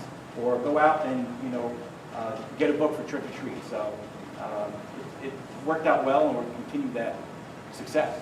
No need to mess with success. Thank you for that question. Any others? Happy to answer. All right. I do have my phone a friend right in back. We're good. Who remembers all those numbers that we do? All right. Thank you. Have a good evening. Thank you, Mr. Jones. Board member delegate reports will begin now. So I have a comment about New Jersey School Boards Association. It's not really a representative report, but I thought it would be interesting to discuss. So several of us went down to the New Jersey School Boards Association conference in Atlantic City, the workshop. It was Ms. Birch, Ms. Franco Herman, Dr. Spence Wallace, and Patrick Todd, and myself, as well as the superintendent. And we talked about teachers doing professional development, and this is really the conference where school board members do their professional development. It gives us a chance to network with other districts, find out programs that they're using that are successful, gives us ideas on how we can improve Montgomery, and it's just very thought-provoking. And so I wanted to outline a few sessions I went to. One of the themes I went to was talking about board culture and really utilizing a governance toolbox. How can you make sure that the board is concentrating on the right things and effectively delivering the programs that we're here for the kids and making sure that that's forefront. And so there were several sessions I went to around that. I also went to 3 sessions that were discussing district assessments and, coincidentally enough, school rankings. So this is a topic that's come up. Obviously, it's come up tonight, so it's actually very timely. There were 2 sessions on assessments, both of them given by the New Jersey Department of Education. One of them was fairly straightforward. It was talking about the New Jersey SLA and Start Strong assessments that Stacy Young presented to us at the last board meeting. But the other session was extremely interesting. The Department of Education has an Office of Comprehensive Support. and that's meant to provide programs for districts that have special needs for one reason or another. And one of the supports that they get is this office. And what this office does, and the presentation was about, was taking data from NJ Smart. And my understanding is NJ Smart is kind of like a hub where all sorts of district information gets consolidated. And what they showed was in real time being able to take various measures, whether it's academic, whether it's financial, whether it's operational, and basically using interactively going through Microsoft Power BI online. They were able to drill down into things, and it was almost like someone from the audience could say, tell us about how your 6th grade assessments were, and he was able to boom down and be able to see things. So it was a very interactive in being able to answer questions. One of the other topics that they discussed, though, was the challenges of ensuring that all the data provided to the state is interpreted properly. Because, again, my understanding is there's a lot of data that goes up to the state. And so one of the examples that was given was if students go overseas for extended visits, for example, how they're characterized in the district. Are they absent, for example, which may be a negative, or are they withdrawn, or that type of thing as far as kind of how things are viewed. So that actually then fed into a session that I went to by the Madison superintendent, who was actually giving a presentation on school rankings. A number of years ago, Madison had an issue and people coming forward similar to here. And what they did is they actually took a deep dive into looking at all the different ratings and rankings, whether it's U.S. News and School, U.S. News and World Report, or Niche, or any of the other services. For example, New Jersey Monthly used to do it, and they actually then contacted those organizations and found out what were the algorithms they used, how did they weight things, what were the issues. So similar to Barbara Preston's comment, that's one that does have an impact to the magnet schools. Also what Mrs. Bursch said about, do you try to give AP tests to everybody who took AP, or do you only say we want to have the kids that take AP that are going to score 4 or 5, because that's rated differently. So some of these things do become philosophical. But again, they also stressed about how NJ Smart data can be misinterpreted. So I think that there's a number of things that we can do to look at. It's interesting to me that Niche, for example, gives Montgomery an overall rating of A. It gives academics an A+. It gives college preparation an A+. And yet our teachers are given a C and our administrators are given a C. I don't believe that that's the case. So I think that we need to understand some of these things better. So I encourage the board to, and the administration, to take a little bit more of a deep dive on those things. So, thank you. Thank you, Board Member. Board Member Bursch. I hope you don't mind my back is going. Just talking to the microphone, please, so we can hear you.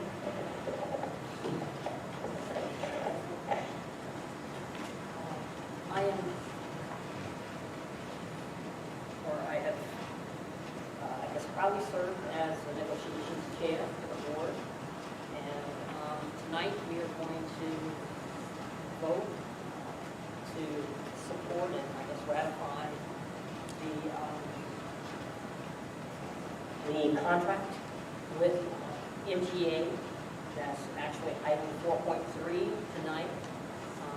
So I wanted to, I guess, review a bit of it and thank everybody and acknowledge that for all the hard work that they did during this time period. I should go back and say that we started, our first meeting was October 3rd, 2021. It was our meeting group, and we have been working ever since. On Board of Ed, there was Alicia Schauer, Kelly Mattis, Patrick Todd, Richard Speck, Zelda Spence-Walls. On NTA, there is Deborah O'Reilly, the negotiations chair, Aubrey Caprio, Jim Dolan, Jim Pendleton, Kelly Rafferty, Linda Straczynski, and Tammy Fisher. We actually did an IBB training and had a negotiation that was collaborative. And our training was done by the Federal Mediation and Conciliation Service. The two people who were our facilitators were Vanessa Bullock and Kathy Hall.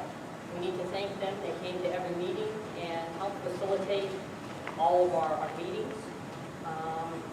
It was a long process. We had a lot of things to go through. We had over 20 meetings. We would meet 2 to 4 times a month. And I would say we met, what would you say, 4 to maybe 6 hours every time we met. And we had also many sidebar meetings. We also had a subcommittee that met, that dealt with things. I want to thank those people as well. That included Linda Krasinski, Zelda Smith-Wallace, Susan Lacey, Dan Van Nuys, Leah, I'm sorry, Camuto, Lisa Adil, Lori Weiner, Allison Copeland, and Julia Santoro. I also want to thank New Jersey Education Association, Pete Valla, who helped us, as well as the New Jersey School Board Association and Sandy Robb, who they both helped us with salary guides. I would say that we probably just met in formal meetings at least over, 140 hours throughout that year. And in sidebar, I guess 4 of us, Zelda, Jim, Deb, and myself, definitely over 20 hours of sidebar, and many times over the weekends, that hours and hours on the weekends, so it was definitely probably more like 40 or 50 hours, but more informal. And the unbelievable amount of hours that people spent in preparation, and I want you to understand that nobody was paid for any of this, so this was done from the heart, and this is real commitment, and I want to thank everybody for that. Other people who worked as well are the principals of every school, the coaches, Michelle Meacham, Manju Menon, Damien Papa, who I think is still here, and lately Tom Benancy has been helping us. I want to thank you for that. Also Jill Busher, Stacy O'Neill, Valerie Lewis, and a particular thank you to the cleanup crew at the central office, because many times we kept them after their jobs were over for the night. I want to give a real thank you to Deb O'Reilly, Jim Dolan, and Zelda, who worked unbelievable hours that you can't even begin to talk about. I went back today and looked, and we had over 400 emails, and that doesn't even, that's just the emails, not even beginning the conversations back and forth within each of those email chains, right? And I need to give, I guess, Deb O'Reilly, who worked particularly hard on Schedule B. I think she probably didn't sleep for a week or two, so we need to thank her for that. And I want to give a special thank you to our attorney, Stephen Fogarty, and 2 in particular, Mary McLaughlin, who we would call at all hours to ask her for questions, and the person that we harassed, or at least I harassed tremendously, who always smiled and answered every question and was willing to do the work, and that's Kelly Mattis, who's in the back there, who has done just an unbelievable job. So we are very happy that we now have, I think, a contract that everybody is going to be glad for, and I think it shows how much we value our teachers. And again, I just want to thank everybody for their patience and their kindness in this process, because I know the entire board had to listen to us ask many questions throughout this time period. So thank you for that. Thank you. And on behalf of the board and all of the participants that you cited there, Board Member Burge, we thank you for your excellence and your diligence, your expertise, for challenging us, for getting on our nerves. Second that.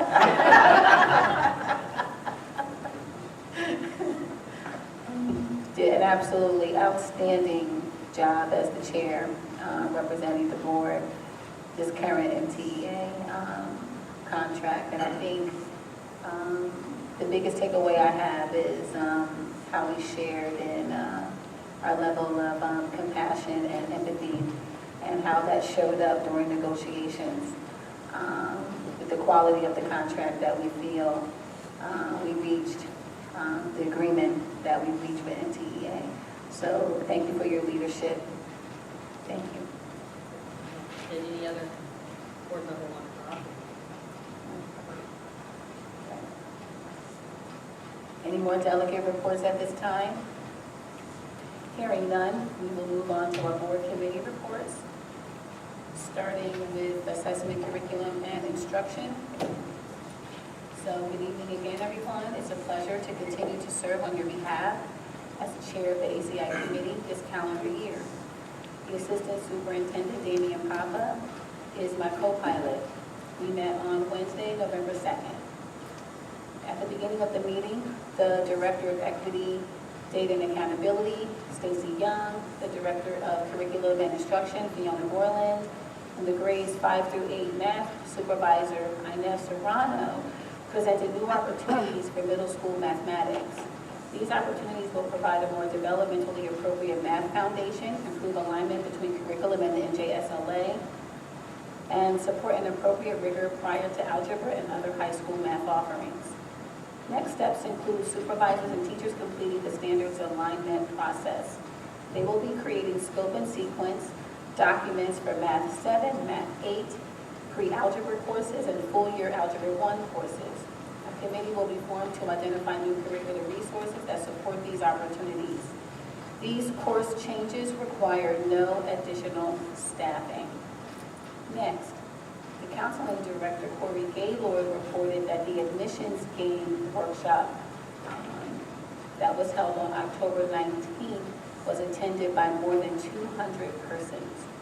Depression screenings at MHS were moved to this week, UMS the week of November 28th, and at LMS upon return from winter break in January of 2023.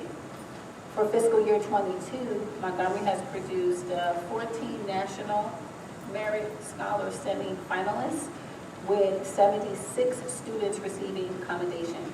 This school year, National Merit Scholars will be honored prior to the awards night in June, where students will have the opportunity to recognize a special teacher too. Finalists will be announced in February of 2023. On October 12th, Ms. Gaylord reported 585 students sat for the PSAT. As a result, the district is considering school day administration so more students participate in the future. The Municipal Alliance conducted a marijuana Know the Facts virtual workshop on October 26th. A financial aid virtual workshop took place yesterday, and an in-person FAFSA workshop will be held for parents on November 17th. Moreover, the guidance department is noticing an uptick in students applying to colleges and universities overseas. And the district will support those students in the same way as their peers applying to domestic colleges and universities. And finally, Start Strong testing concluded district-wide around October 20th. To date, the state hasn't shared the release of scores date. The fall DLM is instructionally embedded with teacher training taking place early November, and the testing period is now through December. NJSLA will be administered beginning spring of 2023, along with the NJGLA and the spring DLM. And next we will hear from Board Member Bursch with the Equity Committee, possibly followed by Board Member Spina with the ARRC Subcommittee report. Hi, the equity committee met and we basically did a deeper dive into the disparities in academics and discipline and addressed ideas of how to solve some of these and improve and erase some of these differences. And we unfortunately talked to Maria. We talked a little bit about the ARC. So we'll be working on that, and I guess our charter is now ready for January. That's awesome, thank you. Board Member Spina, is there an ARC report this evening? No, thank you. So second VP Tom, would you please deliver the OFF report? So Operations, Facilities, and Finance Committee met on Wednesday, November 9th. The meeting began with Tom Venanzi, introducing himself to the committee and speaking about his past experience with the district. Tom will be doing a complete review of the budget and financial position of the district, and he plans to have this review completed in the next few weeks. Tom also provided an update on our audit, stating that the district has provided our auditors with the required financial documents and statements needed. While the audit is due December 5th, the auditors are awaiting documents from the state to complete their work. Results will be shared at a later date.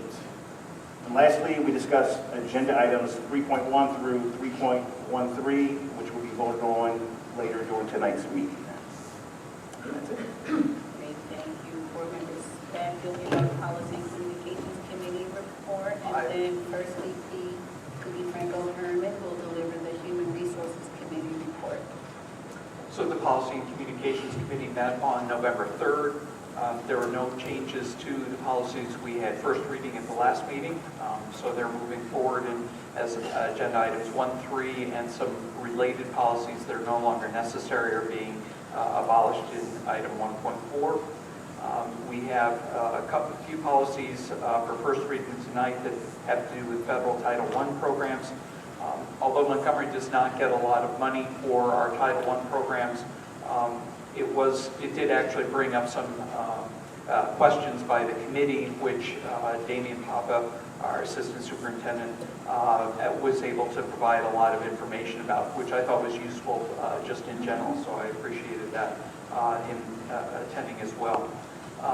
We briefly discussed a safety and security issue that happened with an organization that was using some of our facilities, and so we're probably going to be updating our facilities usage policy coming up just to refine some things, so because we obviously have concerns about what happens in our buildings even if it's not our programs. And then the superintendent provided an update on the in-district communications committee that I think is meeting tomorrow, if I remember correctly. And so they're going to be meeting talking about how are the buildings doing things now and kind of doing some brainstorming, and then there'll be future meetings which board representatives will be a part of. We also discussed and did some brainstorming about other ways of engaging the community. One was providing an article for the Montgomery News on a regular basis. It doesn't, maybe it's from the superintendent or the president or someone, administrator or building person, but just to try to provide some information about things going on in the district that are substantive that we think that the community should be aware of.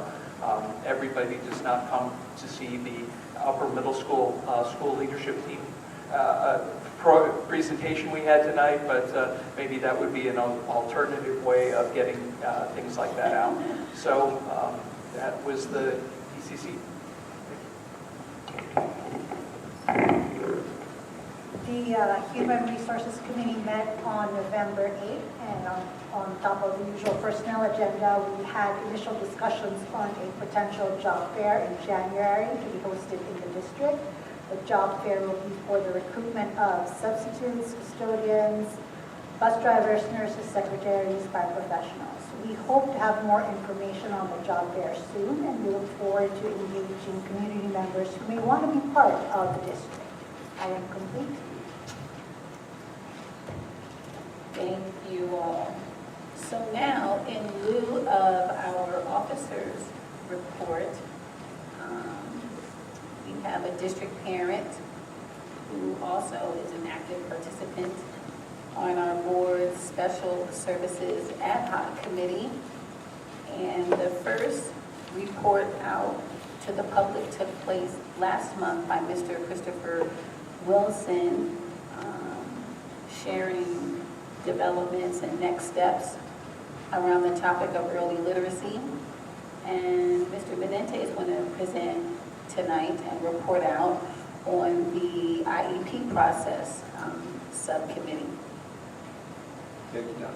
Thank you, Dr. Stanislaus. And so I'd just like to begin just with a moment of gratitude to the board and also the superintendent and the district administration. So special education is not always a topic that's a priority in school districts. Kids with special needs aren't always invested in as students that have the most value. And I think just by way of my presence here and by way of the creation of the board ad hoc committee, Montgomery Township is sending a clear message that kids in special education here really matter. And I want to thank all of you for that. Some of you may know that 151 years ago, New Jersey was one of the last states to offer entirely free public schooling in 1871. That action was actually done with one major caveat. So if you were a member of a historically marginalized group, including students who learn differently or have other forms of disabilities, you were not welcome to attend. So it was free for everyone except. Right?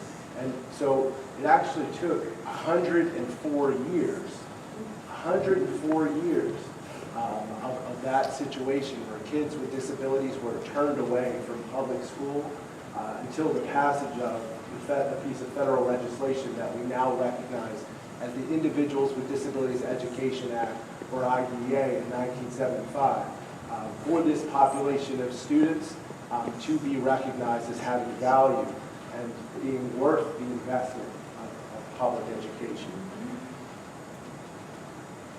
And so, for those of you that don't know, the Individuals with Disabilities Education Act is the primary piece of federal legislation that mandates that students with disabilities are entitled to a free and appropriate public education.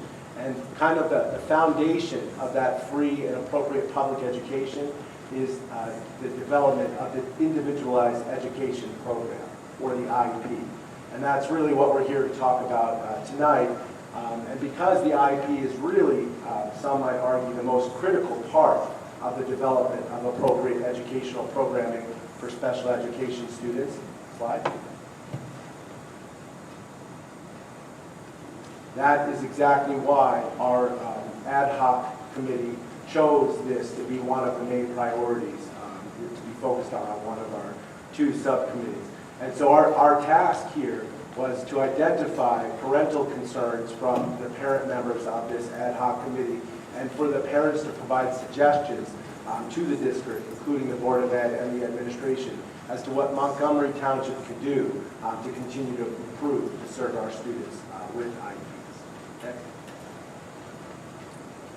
So the Montgomery Township Special Education Parent Advisory Group, or MCPAG, is a state-mandated parent-led organization. Every school district legally has to have an MCPAG. There's no guidelines as to what MCPAG has to look like in each district, what the organization is, or what its core mission. Primarily, the MCPAG exists to amplify the voices of those in the special services community, highlighting systemic issues that community faces, and make recommendations to the Board of Ed and the administration for continuous improvement. So MCPAG has existed for approximately 2 years now and has been diligently collecting the perspectives of our community and have identified many stakeholder concerns surrounding the IEP process, which, just to name a few, include lack of effective communication, transparency, and collaboration surrounding the IEP process and the overall quality of special education services more broadly.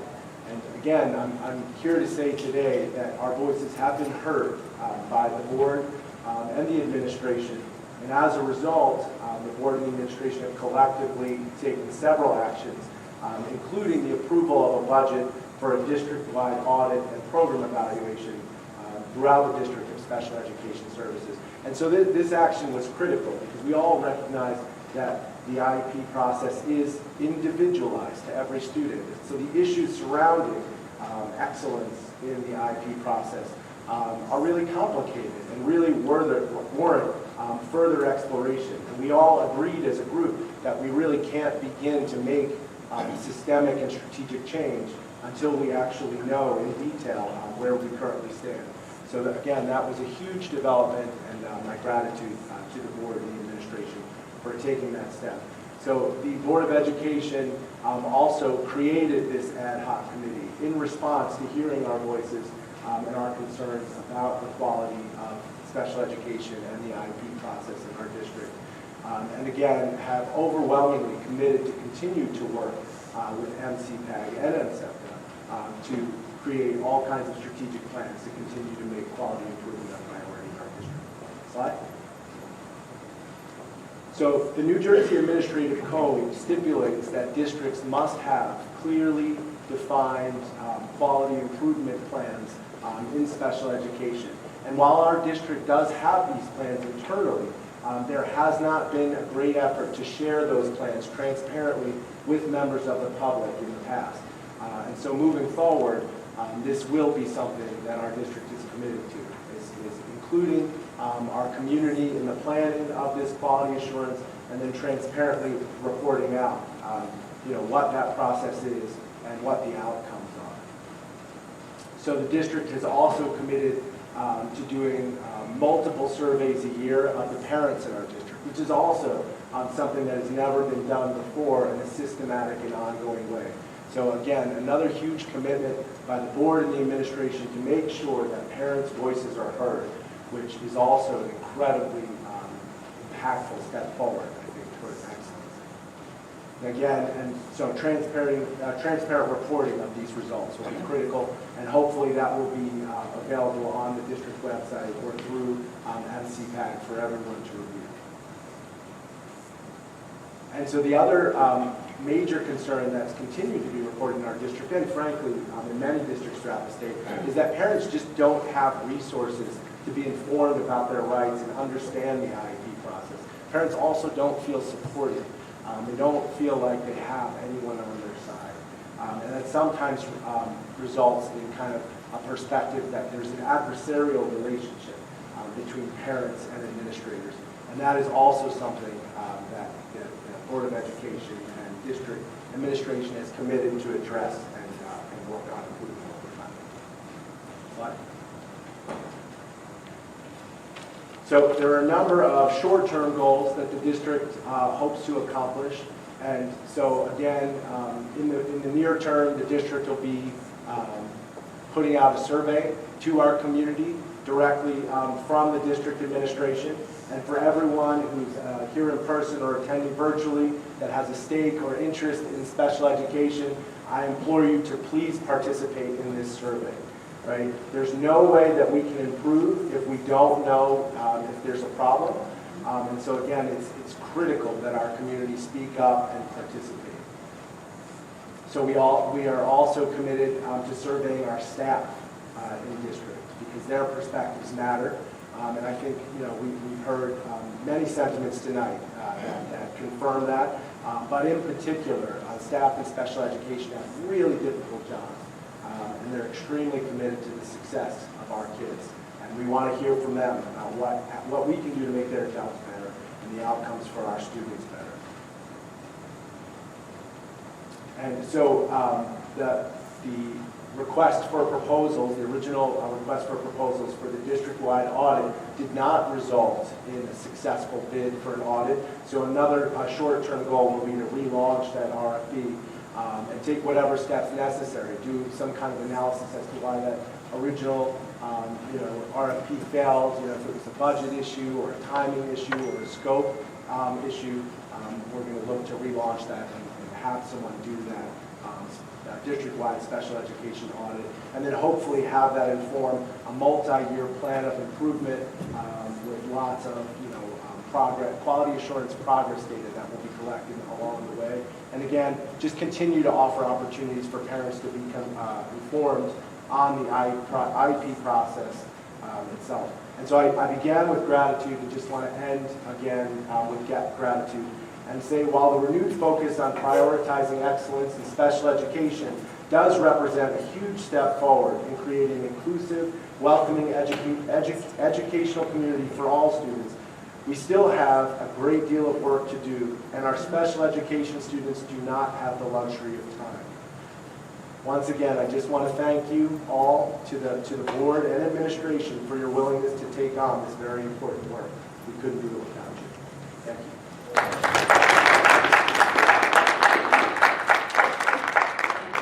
Thank you for your active participation as well. And I do notice a few of the ad hoc committee participants in the audience, and I did speak with Superintendent McLaughlin. Thank you for supporting each other, for your active participation and the hard work, your commitment. We really appreciate you helping the district do better by your and the other parents of students with a disability. So I spoke with Superintendent McLaughlin, and I believe we're going to be, give us some time, but adding an ad hoc committee tab on our MTSD website in the special services area of the website, and both the early literacy and the IEP process presentations will be posted so that members of the community are able to access them.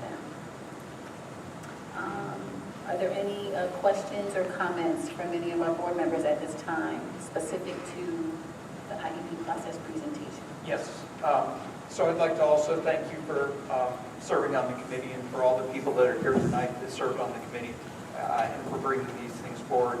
I was actually planning, I think the SPAN organization had a presentation last night on the IEP process, and unfortunately I had a conflict, so I wasn't able to attend.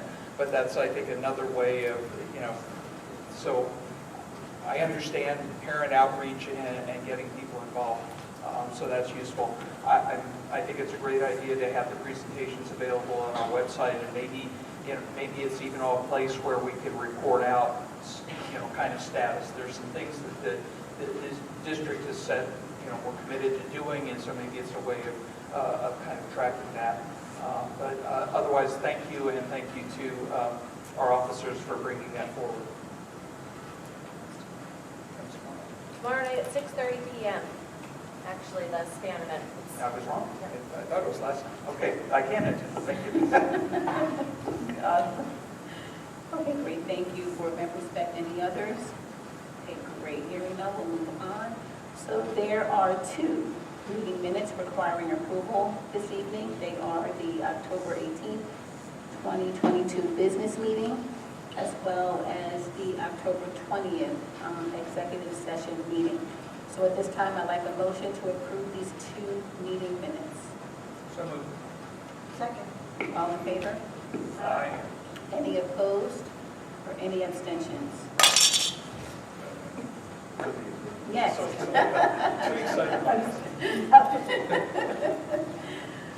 The board acknowledges receipt of the published correspondence. Thank you to everyone for your outreach. So now we will enter into our second public comment. Members of the public are allotted one opportunity to address the board regarding the action agenda items only, for up to a maximum of 3 minutes during this period of the meeting. All comments or questions must be directed to the board president. The board president may need to refer an issue to the superintendent if the particular issue has not been handled with the appropriate chain of command within the school district. All responses will be provided, if appropriate, at the end of this session. Our second action agenda item only public comment is open now.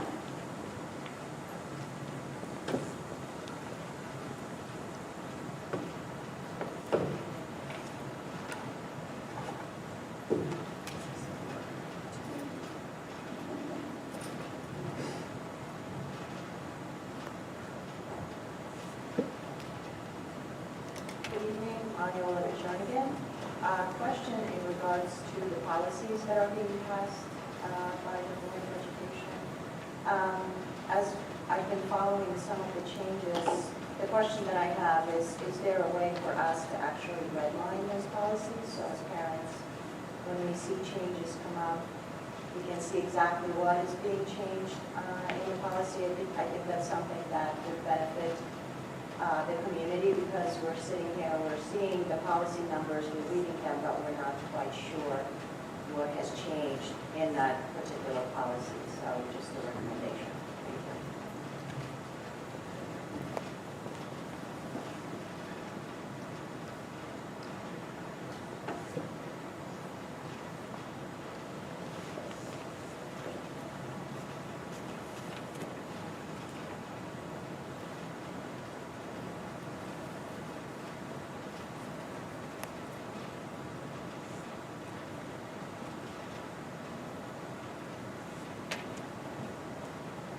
Board of Ed, Sound Captain 14,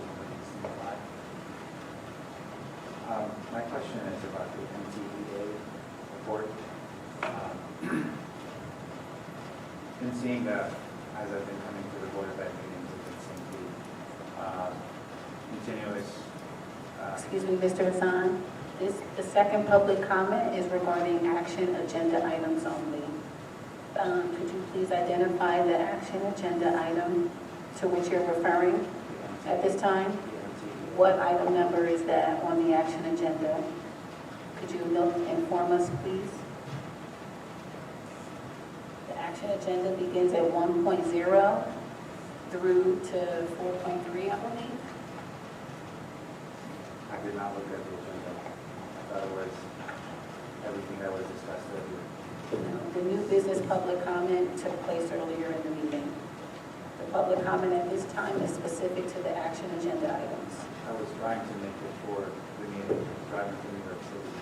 Couldn't make it to the public. We understand. I had a Would you busy allow day me too. Would you allow me to take 3 minutes? No, sir. Thank you for your time.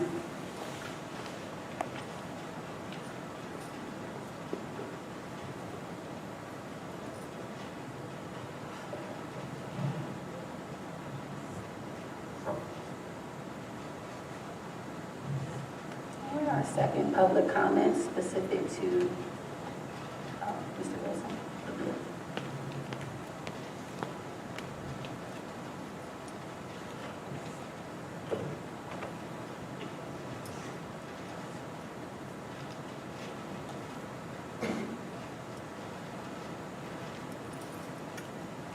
Christopher Wilson, 46 Carriage Trail. It's my understanding that a member of the public can ask the Board of Education members to temporarily suspend its rules by a 2/3 vote in order for example, a member of the public to make a comment outside of the predetermined agenda. If that's accurate, I'd like to ask the board to vote to temporarily suspend its rules so that the gentleman can make his comment.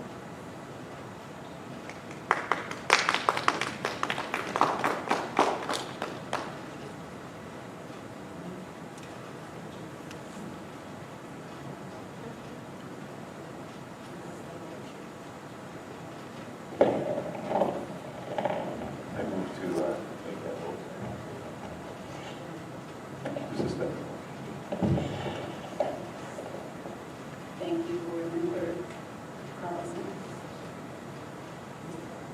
Would anyone like to second that?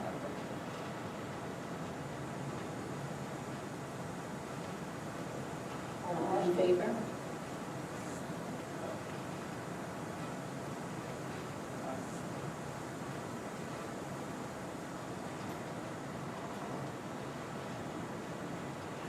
Any opposed?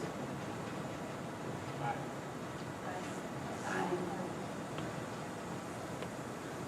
Thank you. Motion failed.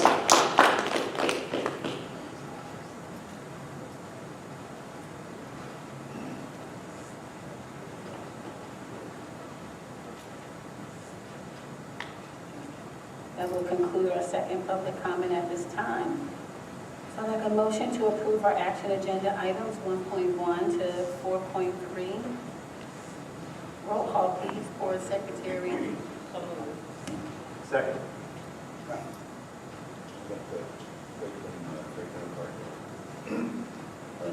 He's going to do a roll call, and then you can vote accordingly. Thank you. Want to separate it? He does. Which item do you want to separate? He's Are you going to abstain, or you want to vote separately on the item? I'm going to abstain. Mrs. Birch? Yes. Mr. Carlson? 1.1C, abstain, yes. Ms. Franklin Harmon? Yes. Mr. Herring? Yes. Mr. Speck? Yes. Ms. Spina? Yes. Mr. Todd? Yes. Dr. Spence Wallace? Yes.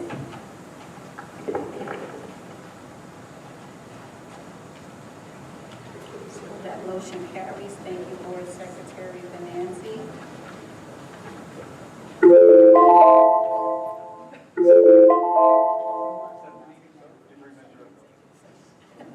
That scared me.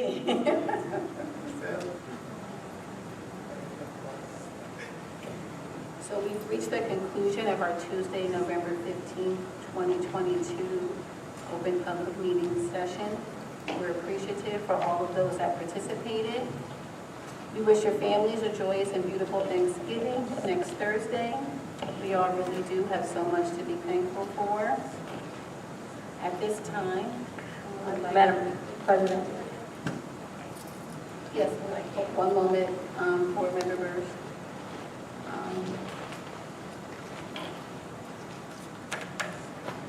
You wanted to make the comment?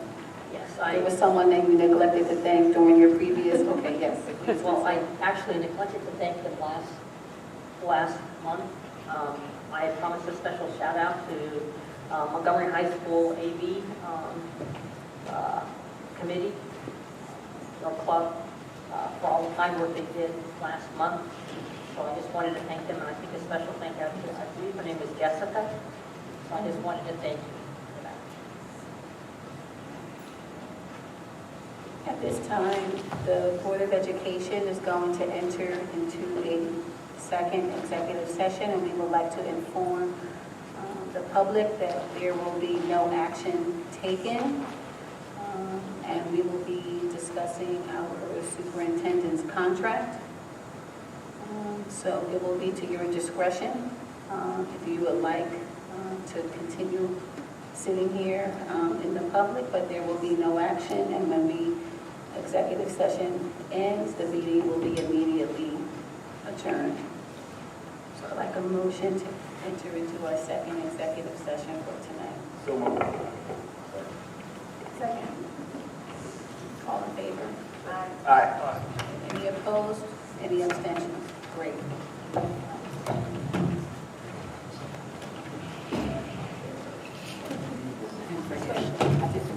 I'm sorry, do it again. Remind me.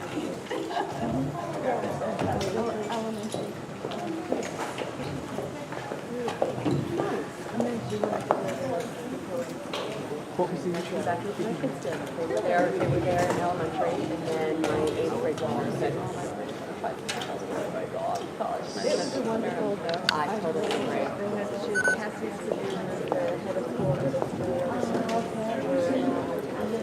I wasn't. Oh, thank you so much. Thank you. Mark, right? How are you? Thank you. That's it. I'm going to get some sleep. Anyway, Barbara, thank you for all your kind words. Yeah, we'll be in touch. Absolutely. Great. Great. Much smaller. Yeah, getting there.